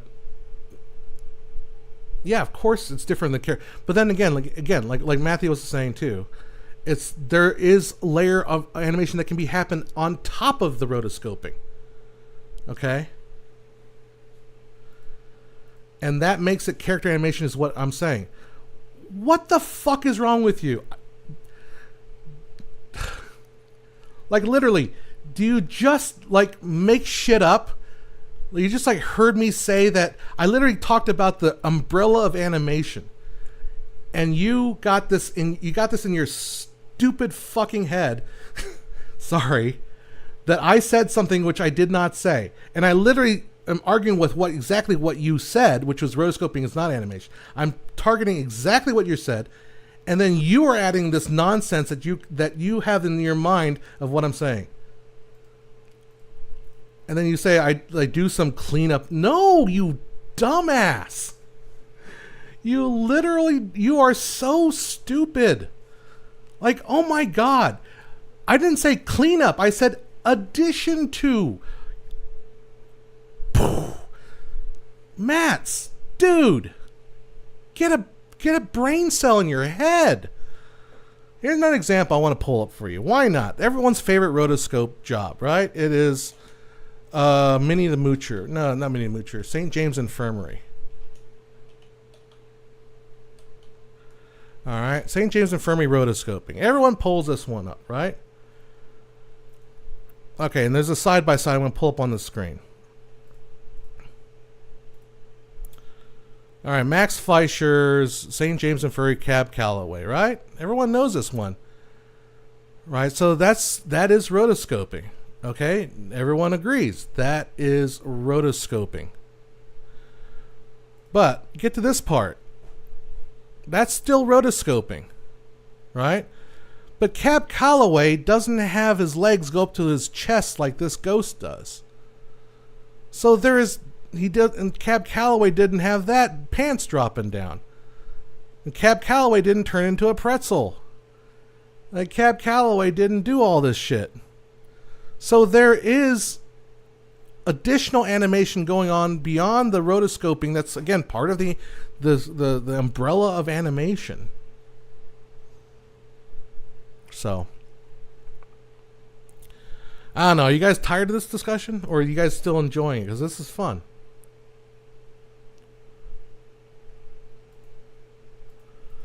I literally said that tracing a painting is just as much as art as the original. Well, let's play with that idea. If I take an AI art, which you would probably argue is not art, I trace over it, and then I apply my own thing to it. Is that making it now? Does that make it art? Let's go through that. Does that make tracing a AI art, but then adding painting over it, does that make it art? Versus like the AI, which we could argue, which I would imagine you would argue is not art. And I think, to me, I think it can add some value to it. It can make something really more interesting than the AI art by itself. Is he getting schooled? I don't know. Am I defending myself? I don't know. Am I going crazy or is what's going on here? I don't know. Because what it feels to me, I think. So literally, this is my art teacher. I said I wanted to paint realism, and he's like, "Okay, cool. Find a reference that you want to do." Like, okay, I found a reference, and he's like, "Okay, well, we're gonna do the carbon paper technique." And so we traced the image on paper and I applied it to the canvas, and then I was able to paint it. And when I painted it, God, it sucked. I threw it away because I didn't like it. Because my painting didn't look anything like the realism that I traced. It didn't look right. Right? And similarly, so like I immediately realized, well, I think what I discovered there was that tracing is not a whole lot different than a bunch of other little artist tools. Anyhow, what is the point you're trying to make? I'm not even sure what your point is. Go ahead and succinctly take your time, succinctly put it into a comment. The point that you want me to address, because I guarantee you, I will not play semantic games the way you've been playing with me. The way you literally said, "Oh, I didn't say that," when you literally put it in a comment. I have the receipt there. So put in your point, and I will address the point, because I do not play those kind of games. That's right. Cab is black and the ghost dude is white. Therefore, it can't be traced. Yeah, I don't... Yeah.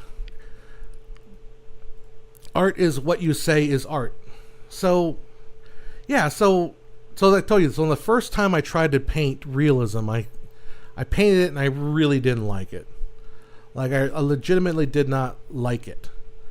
And so then I practiced again. And that's when I first successful one was this guy right here, Daniel Plainview. So I liked that. And as I'm going along, I'm kind of, first of all, just painting photographs, to me, to agree with Matt's in this point, painting a photograph that somebody else created feels a little like, well, it's nice.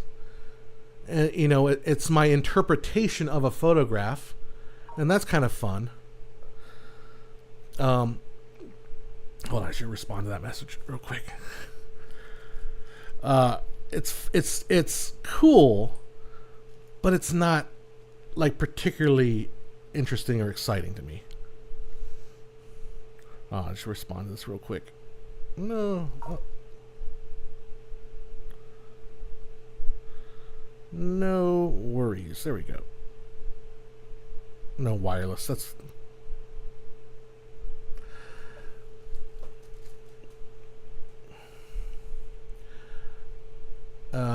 Do an impression, John. Okay, so what was I getting at? Sorry, I got distracted here. So, yeah, so painting a photograph is a good skill. It's a good practice. It's a good, but I don't feel like it's wholly mine yet. Right? I don't feel like it's my, and I don't feel like, I feel like it's interesting that I choose what I want to paint. I choose the details sometimes, I may change a few things, but ultimately it's kind of a skills, presentation of skills, right? So I didn't really like, but then I was thinking, but what if I created an original reference material and then used every tool I had available to paint toward that? And that's kind of where I'm lying on that. Okay, so Matt came back with his comment. Let's clear that. I think I've been pretty clear that I mean rotoscoping is not character animation. Well, first of all, I disagree with that. You did not say character animation, and I have your comment. So piss off with that argument. You have not been clear. Rotoscope is not character animation. Yes and no. Again, going back to Cab Calloway. Cab Calloway, let's see, where's he dancing? All right, he's dancing, he's doing his moves. Where's his moonwalk move? I don't even see it. Oh, this is the wrong video. All right, Cab Calloway is doing his moonwalk move, right?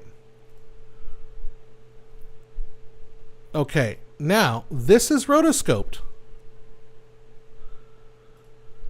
Can you tell me that is not character animation? Of course it is. Like that one commenter saying, Cab Calloway's black, this bozo clown is white. And there's character animation going on. It's not cleanup. It's not cleanup. It's actually animation. There's animation going on over this thing. So, okay, so to address your point, rotoscope is not character animation. Again, I'm pulling up your point.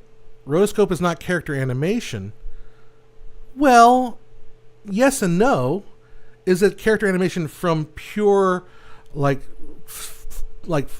empty cloth? Is it pure character animation? No, it is not.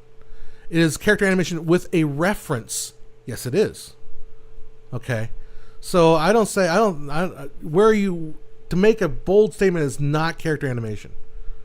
I mean, yes and no. Same for going for painting over things. Okay. So I'm not sure how you make that, because if you follow my line of, if I trace something and I paint over it and I interpret and view it with my own painting like whims, like I'm painting the clown over Cab Calloway. How can you not say that that's not some sort of animation? Now you're saying I blew my top over. He's saying it's not animation. It's not motion graphics. I don't know where the motion graphics came in. You just made that shit up. At this point, I don't know where you're getting your shit, dude. You're off your rocker. 2 questions. Is it art? Is it good art? I prefer that question. Right? I think, is it good art to take? Well, I don't know. You can't make a blanket statement of it. If I take AI art, paint over it, trace it, and paint it. So now I have a physical, unique copy in this universe. No other painting of this reference material will ever exist exactly in the same way as this physical object that I have in my hand. This painted object. Right? Because that's the technique I used here. All right. So let me ask you this too, regardless of my painting skills, because that is up for debate. I took a picture of Dr. Strangelove. I took Dr. Strange. I mashed them together. And then, because the picture of Dr. Strangelove was in black and white, I colored it. Okay? So I did all of that. It does not have any kind of artistic quality. Well, I think you're saying it's not art or it's not illustrate. Well, it's not illustration from that perspective. True, but is there not some value in that? I think that's where we're getting at here.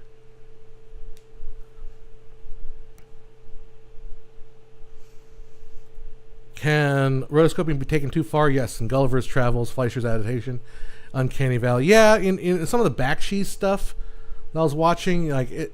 You know what I think I don't like about Bakshi's animation, and I've noticed this about. This is what I've noticed actually, is that I have problems with animation if they look like. Let's just pull it up here. What I don't like about Bakshi's art. And again, this is totally my subjective opinion. This is just my tastes, right? All right. Is that it doesn't have dimension. So, in a sense, what you're getting at, too, is that uncanny valley. I'm trying to... What is that love... Bakshi Love and... What was the name of that one I was showing you earlier? I don't remember.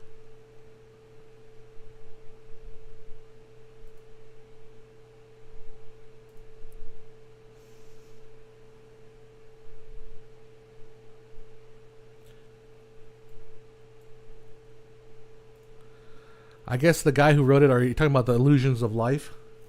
No, no, the idiot here is you, Mats. I'm sorry. Just stop. Like you have such a simplistic view of this of the art form. It's just annoying as shit. All right. I'm sorry. I'm getting a little frustrated. So what I don't like about, and this is Matthias's point here, and this is again, if we're going to like talk about this topic and really get into it. All right, here's Bakshi's Fire and Ice. Thank you, Jack, for reminding me. There exists the question: where do you draw? Other than illustrating just the outlines, why don't we leave it on that frame? Let's pick another frame. We're all dudes in here. It doesn't matter. All right. So the thing that bugs me about the work is that it is literally, and to Matt's point, and to give him a little bit of credit, like it feels like it's tracing. Like it feels like it is not.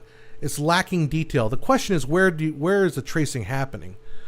Like what? Well, let me get to boil it down. What bothers me about the work is that there's no shadows. Like it's all just color and edge, and to me, I just don't like that. Like, and that's a subjective opinion. That's totally subjective. I'm not going to say this is not art. This is not. That is purely subjective to me. I feel like it would be enhanced a lot if Bakshi incorporated shadows into his work. I would like it more because it does have that uncanny valley feeling, in that it's just weird. Yeah, rotoscoping is clearly art. In fact, it's also good art. Also, art can be good and person not resonate with it. Early Disney used rotoscope heavily. It looked great. Yeah, Bakshi hired. Yeah, exactly. Bakshi hired actors to perform the movie before rotoscoping. That's why I was curious to see like the original Bakshi models. Let's see, Bakshi models.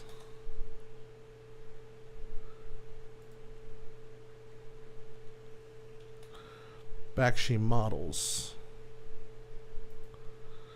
I'm just looking for some like life Bakshi reference models. Reference film. I don't know what they call it.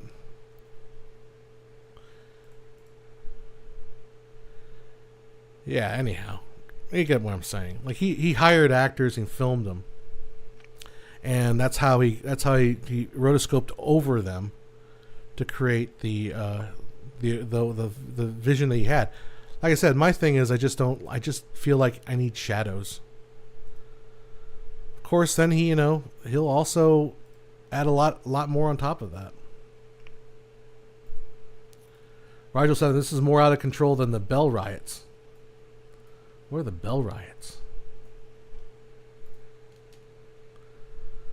Bell riots. I have no idea what that is. The pivotal events of the Earth, September of 2024. Oh shit! The San Francisco Sanctuary District A were named after the protester leader Gabriel Bell. One of the most violent civil disturbances in American history. The riots or subsequently crackdowns resulted in the deaths of hundreds of Sanctuary District residents. What is this from? Memory Alpha? Is this Star Trek or is this... Okay, this is Star Trek. You got me. I'm not that good to a Trekkie. I'm rewatching Sopranos #1 episode time series of all time.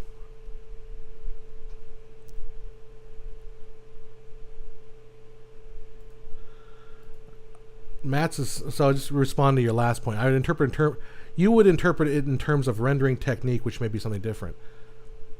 No, I don't. I don't agree with that.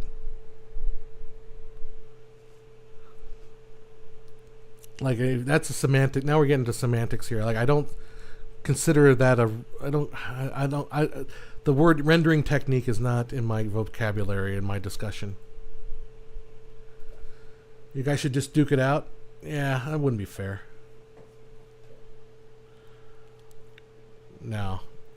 Well, to my word, the thing is though, I push back. So you see me push back really hard on stuff like that. Because I feel like it's a small way of thinking. Like I feel like anything I'm trying to do, I'm trying to expand what I think. Now, do I trace stuff and I render them? What render means? I don't know. Well, here's the thing. I guess here's to put it this way. Can you?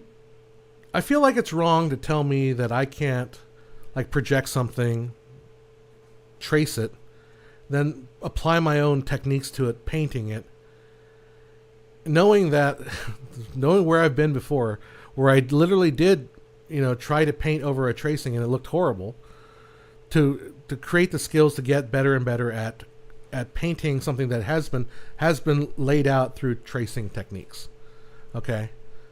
And I don't think there's anything wrong with that. I just don't think there's anything wrong with that at all. And at the end of the day, I have a physical object that I enjoy and that I love and that wasn't there before. And it's, to me, better than like a print of it. Like if I just print it on my nice printer here and just put it on my wall, I get a chuckle, but it wouldn't have that same tactile feel to it than actually having like an actual physical acrylic on canvas painting of it, right? So my taking further down the road, if I take something that inspires me AI wise, regardless of where it came from originally, whether it's AI or whether it's a photograph or a movie that I've seen before or something, and then I funnel all that through the physical act of painting, then to me, that's fine. And I push back on people that say it's not fine, or that say it's not purists or whatever. It's like, okay, so it's not your purest imagination. All right, cool. But then then that kind of relegates the form of art into the hands of only a few people that can spend, millions of hours doing it, like a Frazzetti or a Drew Struzan or something like that. Whereas I can kind of get there close, and I know my limitations, and I know that. I know where it's coming from. I'm always going to enjoy it and be able to get better at it. So yeah, that's why I'm pushing back on it. I just feel like it's not. It's the same. It's literally the same kind of attitude that says like, well, you can't shoot your film unless you're shooting with an Alexa. You can't do this unless you're doing it this way. You can't do it. You can't do something unless you're doing it a particular way. And I don't jive with that. That's why I push back so hard on it. That's why I push back so hard on that. And I also I feel like part of what I do on these streams, if there's anything value you get out of what I'm trying to say, is I like to push back on common not misunderstandings, but like common views of art and common views of reality out there that so commonly, well, I said the word common, but certain attitudes toward art and being they're very common, but I feel like miss the point. So I'm not quite sure how to help you with that, Alexa, replying to John. I know. Oils when? I don't think I'm up for oils because I don't want the cleanup. I'm having enough time with acrylics. I enjoy acrylics. Acrylic is fun to me, but oils, it just doesn't feel. I don't feel like I want to. I don't want to deal with them. Jack Ripper says, I don't know much about animation, so I'm actually learning something from this discussion. Well, I hope so.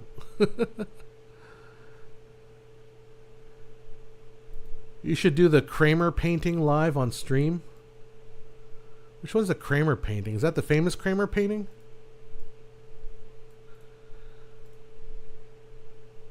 Oh, Paint Kramer. Oh, the master study. Oh, okay, gotcha. Yeah, Kramer has his paint portrait taken.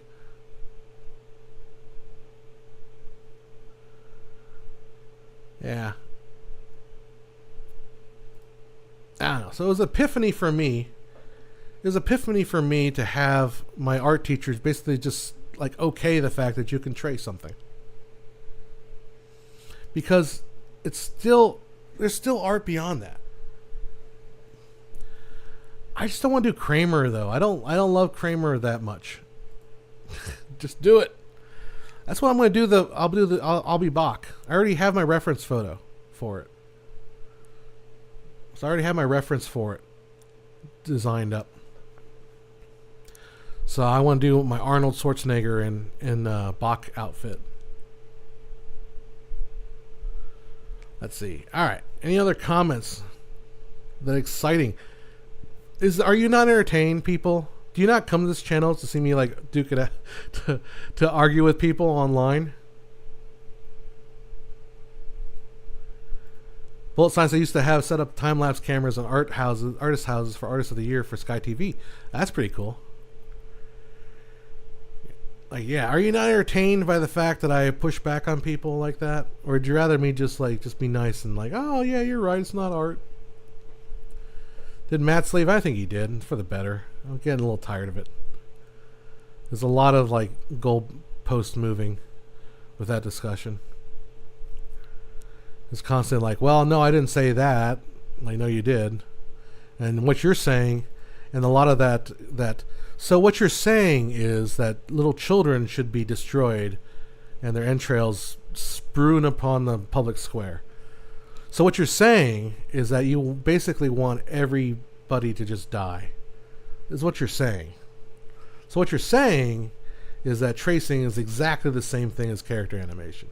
So what you're saying is like, dude, it's like we can't have a conversation when it's just making up stuff. It is what it is. I mean, look, so I have an advantage, right? My advantage is I am speaking aloud. I am speaking to you, and I can correct myself, and I can spew upon my little brains upon all of you guys. But you guys have to type your comments, so it's a little bit different. I mean, it gives you kind of an edge in that you guys can like formulate your comments a little bit better, but it's a little different. Bad Faith Mats is what I call him. He's still here. Hey.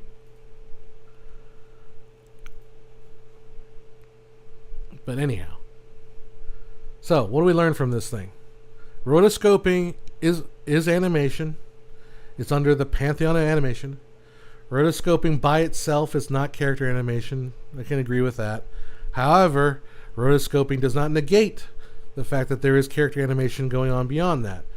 Tracing does not negate there are artistic decisions that have to be made well beyond just the tracing effort. The actual act of tracing, I will agree, is not particularly artful. The act of tracing, the actual putting pen and following a line is not particularly artful. However, there is a tremendous amount of time. This painting that took me maybe a minute and a half to trace, took me 5 or 6 hours, maybe more, 8 hours post the tracing active tracing. Maybe that's where we can find our common ground. That the act of tracing itself isn't itself not art, or at least not artistic. Let's put it that way. Maybe it's art, but not artistic. It's my camera beeping at me. What's going on? The act of tracing is not artistic. However, there is a lot that goes beyond the tracing that affects. Now, he would call it a rendering technique. I wouldn't necessarily call it that. I wouldn't necessarily shoehorn that into something called a rendering technique. Rendering technique, I mean, there's choices that be made, and it's not cleanup, because you're not cleaning up. You're making further decisions beyond the trace, beyond just the act of rotoscoping. There's a lot that goes on beyond that, and that's where I bristle, I guess. That's where we can find our common ground. Does that make sense, Mats? Are you listening still? Can we find that out? Or do you want to push back on that still? So I think there's a lot that happens beyond just the act of the tracing part.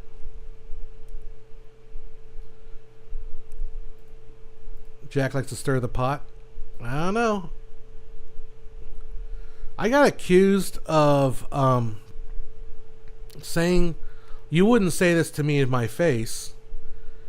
Like, I was arguing with somebody on Facebook because I put up that Daniel Plainview painting, and she said, who is your model? And I said, well, I titled it, I'll drink your milkshake. To quote Chasing Amy, you're a tracer. Well, there you go. That's a good example of the thing. The common ground is fine. The insults are not so much. Well, all right. I apologize for the insults. However, I believe the insults came because you were arguing in very bad faith. That you were saying you didn't say something when you literally did say just that thing. You did not clarify your words, and that you added you put words into my mouth that I didn't say. And so that aggravated me to the point where I would insult you, because I still believe that you deserve those insults because of what you did there. There's our common ground. So if you don't want to get insulted, maybe be more precise in your wording, and not say something like, what you're saying is baffling, when perhaps you didn't understand it. Perhaps you should read through your chats. Mats, dude. You do realize I have them up in front of me. Like, I literally have them up in front of me. And you literally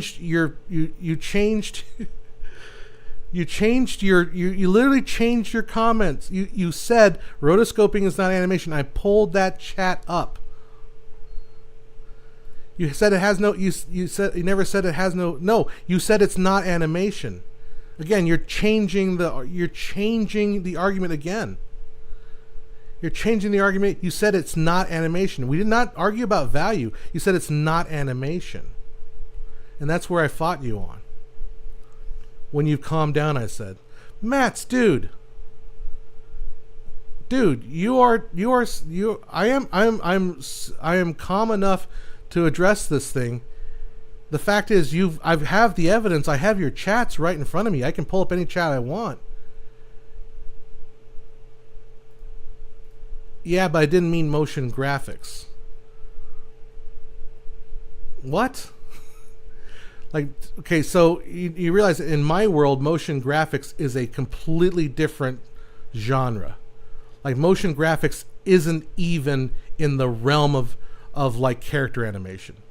Like, motion graphics is literally just, like, to me, it's like lower thirds and titles and stuff like that. Like, Like, no, it's not fairly clear. They fought and fit, fought and fought, fit, fit, fit. It was Johnny and Matty's show. I got you where you're going with that, Rigel. Oh my gosh. I am calm enough to read your comments and react to them. The problem, okay, let me add another. Matt's is not a common American name. Is there a language barrier issue here? There might be.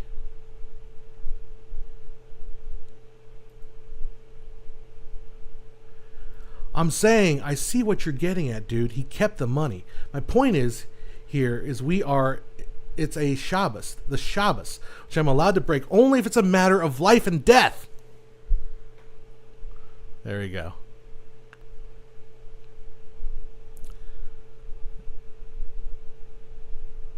Oh, let's address. I'll come back to account for a comment here. He's assuming he's Dutch. Yeah, maybe it might be the language barrier that's coming across here. Not enough for that to be a problem, I don't think. All right. Well, Matt's, the problem is you've changed the goalpost. You were not clear that you were saying rotoscoping is not animation. We've been through that down the road. We've gone through that over and over again. You said that. I literally have you saying it on the chat, have it on the stream, pulled up your comment. So, I don't know. I don't know what to say. I feel like, I feel like you have not been arguing in good faith. Jack pointed out, bad faith Mats. I feel like that's just the way it is. And you're more than welcome to leave or whatever. I don't care. But yeah, I think if we agree on the common ground that the act of tracing itself is not particularly artistic. However, I would argue that there's a tremendous amount of artistic stuff that happens after the fact. I think I've been arguing the entire time for that. I think you've completely neglected that. So, yeah, I think honestly, so yeah, my point was somebody was saying I wouldn't say that to your face. Fact is, I would say it in your face. You're not arguing good faith, and the insults were totally the result of simply like making shit up that I said, and that's it. That's all I'll leave with that. Yeah, so I'll leave it at that, and I won't address you anymore, Mats. All right, accounts. Let's. What do you want me to bring up? All right. Hi, John. What is the best satire of airplane travel post 9/11? Oh my God. I'm stuck in an airport, wait 4 hours for a delay flight only to walk several miles to an airport. Suck. Post 9/11 air travel. I have no idea. What are people's comments on that? Well, airplane, people were saying that. Air travel. Are we allowed to make fun of air travel?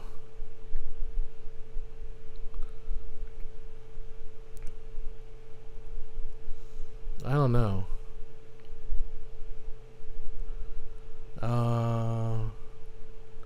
No one's got any ideas. I got no ideas for it. Is that Nikola or Stalin be left of Batman? Yeah, I never quite. I think it does look like Nikola Tesla. It got a little bit of Stalin thing going for it, but it is definitely an oil man that's back there.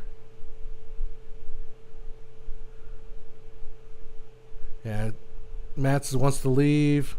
No, I think here's the thing. I'm not going to address that topic anymore. All right, I said what needs to be said. I feel like what I feel like. So, look, dude, it's rotoscoping's animation. It just is. And if you want to die on that hill, I'll sing praises to your passing.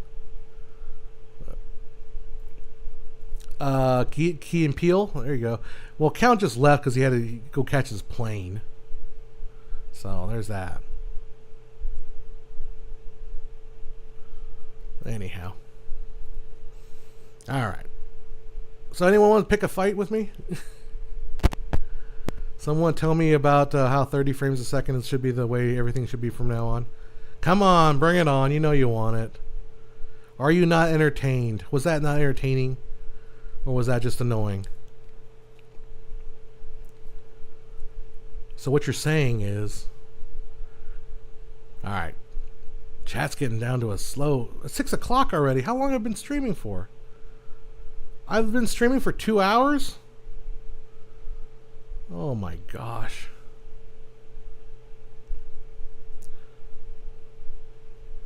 $25p all the way. There we go.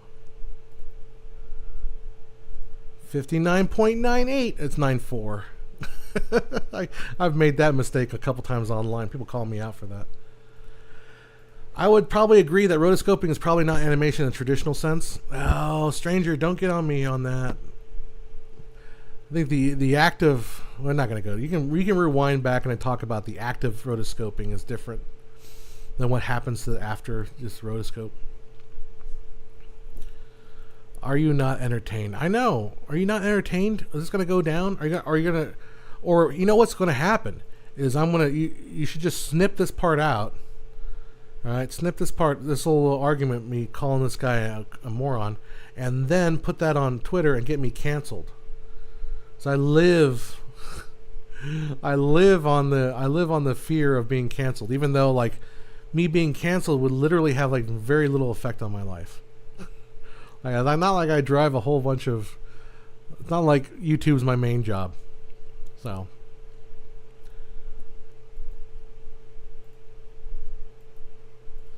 You just walked in and it was a WWF match. I know. Totally. I just got tired of people saying, like, so what you're saying is that it's just as good as regular animation. It's. Oh, God. Can't be canceled for dropping truth bombs? I don't know.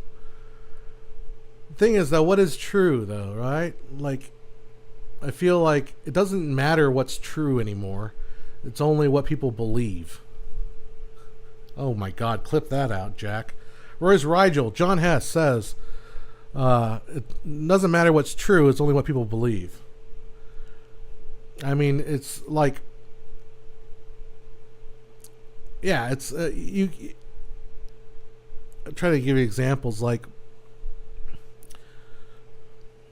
I don't know, I feel like that's what I like, I kind of fight that against, like what is true versus what people believe. And people believe a lot of stuff and it always bugs me. So I'll tell you a story, a little tiny story.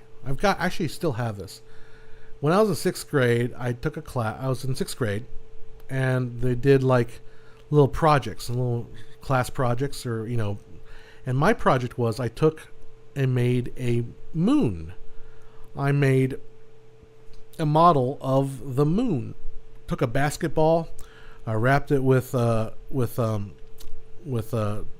plaster of Paris, and I got a moon globe. Then I went through with plaster of Paris and I created little ridges for all the stars and all the mountains. And I took some graphic, mechanical pencil and I smeared and I painted the seas on this moon.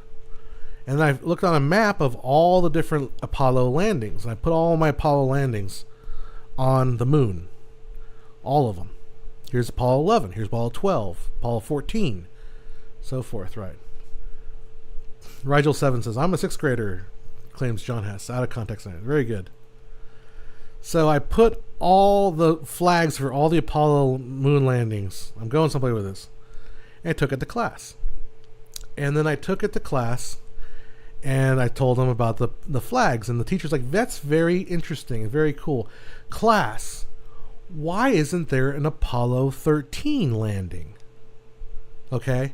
Now we all know this today, why there wasn't Apollo 13 landing. But I went to 6th grade in like 1991. The movie Apollo 13 had not come out yet.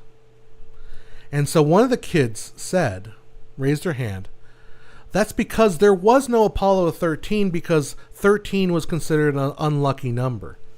And they didn't have an Apollo 13. And the teacher said, that's absolutely right. And the whole class thought, oh, wow. There was no Apollo 13 because NASA was so superstitious that they didn't have the number 13. I think about that a lot. I think about that a lot in my life. And I'm happily know that everyone in that class now knows what happened to Apollo 13. That they didn't take that false fact that the teacher just, accepted and said, oh yeah, that's why they didn't have Apollo 13 because it's an unlucky number. Right? That everyone in the class knows the truth now. But at the time, that's not what they believed. It's not what they believed. Usually there's no 13th floor in buildings. I don't know. I think that's kind of a old wives' tale. I think there's a lot of 13th floors. Maybe I just don't live in a place that has like old 13th buildings with 13th floors. Nothing around here gets that high as far as, we get 10-story building and that's it. That's like, ooh, big job, 10 stories. That's California, I believe. Anyhow. So like that's the thing. Like that's kind of I feel about like the truth and what people believe. So in terms of getting canceled, what I always fear is like people will believe something about me that I know is not true, because I think what I do is, how many times do you go see, if you go look up people that you like that are canceled and you follow them and then you mention their name somewhere, and then like on Reddit you see like all these comments come on like, oh, this guy was such an awful person. It's like, that's not true. There's like no truth in that, but it's just the way our media and the way our society works today, where it's literally it's just how you feel about stuff. Just whatever. Anyhow. Jack Ripper says, I believe that the Lord God created the universe. I believe that he sent his only son to die for my sins. And I believe the ancient Jews built boats and sailed to America. I am a Mormon. Do-do-do. And a Mormon just believes. There you go. That wasn't a bad film, The 13th Floor. So, I should mention, I got to start practicing the trumpet because I got a couple shows I got invited to play. I got invited to sit in for one performance of Tootsie. Tootsie. They'd made Tootsie into a musical. Now, I think I talked about this a while ago. I need to get off sooner or later, but I'll talk. Maybe I'll end on this commentary, right? Like, it seems to me in Broadway has a very big issue with,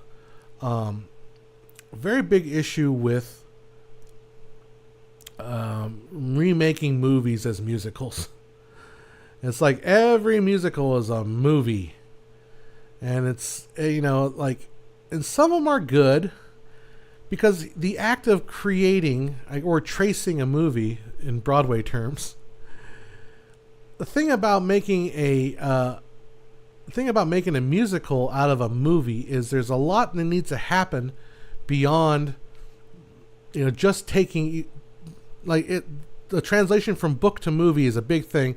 The translation from movie to musical, live action theater musical, is a huge endeavor because it involves oftentimes writing new music if the movie isn't a musical. Like Tootsie isn't a musical, so they had to write a whole new book for it, a whole new score for it. And because musicals tend to be about 2.5 hours long, they oftentimes have to invent more story and more like underlying story. And sometimes it works, sometimes it doesn't. Sometimes it's really good, sometimes it isn't great. Back to the Future example, Beetlejuice, Mean Girls, even Evil Dead, Tootsie, Waitress is another example that was pretty big in the area. There's a lot. There's just a lot of them. But in a case like I think we talked about it because I saw Back to the Future on Broadway, and I didn't think it was that special. Like, I didn't feel like that took it to the next level. I saw Beetlejuice in LA, and I thought Beetlejuice surpasses the movie. Like, it took the movie and it made it way bigger and just more fun. Like, I would rather watch the musical than watch the movie, right? And then Mean Girls, I don't know. Mean Girls, I haven't seen the movie in a long time. I don't know. I don't know if Mean Girls works better as a play or as a theater, or now we have the movie version of the theater show. I don't know. I just don't love Mean Girls that much, I guess. And the other one I wanted to mention was what's the name of that movie? The Adam Sandler movie, 51st Dates, no. The Wedding Singer, which I think works as better as a musical than it did as a movie. Other than the fact that you don't have the charm of Drew Barrymore and Adam Sandler. So, anyhow. Maybe I won't end on that. Let's go a couple more comments as they dripped in here. I always wanted to do a UK version of the Blues Brothers, a different music genre. Maybe like that, what you call it? What's the name of that one? Never mind. I mean, the Beatles, obviously, but what do you think is the correct frame rate of Dry, or is the Passion of the Joan d'Arc? People are divided between 24 FPS and 20. Basically, I mean, if you could make it 20 frames a second, the problem is you just get such a funky drop down that it might just look worse. I don't know. You know, I wonder if like the original frame rates were just like impossible to know, because was it always 20? Was it sometimes 21 and 24? You know, I don't know. The correct frame rate, I think it's one of those things where we'll never know, right? I don't know. I'll leave it at 20. But it's just gonna be so hard to just make that like actually work inside of the ether of modern frame rates. 85% of buildings with at least 13 floors with Otis brand elevators did not have a floor named the 13th floor. Nice. Otis brand elevators. Interesting.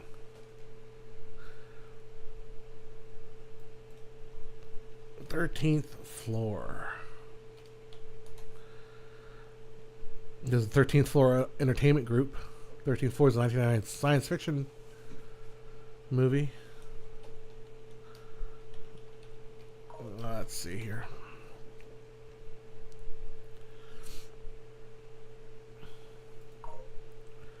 So, reasons why I may not have a 13th floor: superstition, insurance, economic reasons, and renaming. Yeah. Taxi Driver the musical. I think that would be great. Streaming depends what you're streaming. If you're streaming a video game, 60. If you're streaming just a live event, 30. 20 FPS version looks more natural. Higher frame rate, often common in projection. The sheet of the original score asks for it to be 28 frames per second for Metropolis. Yeah. Rigel says there's lots of up and down in the elevator industry. That's for sure. Oh, streaming. I think it means like streaming. Like this live stream is actually done at 30 frames a second. I think like live streaming. Like this. Although it might be in 24. I'm not sure. I'm streaming with my my little OBS camera. And that I might have said that to 24. I don't know. Alright, I think I need to quit because I had enough. I had enough yelling at people online. Oh, sorry. Okay, I missed this comment. Saw Strange Darling last week. Non-linear thriller with gorgeous cinematography, lens by Giovanni Ribisi. What a ride. Would recommend. Cool. Strange Darlings.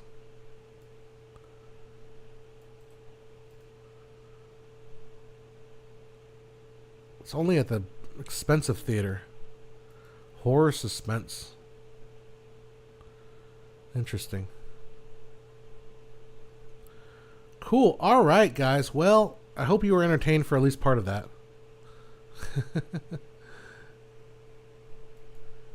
Oh, sorry. I haven't been around. You're fine.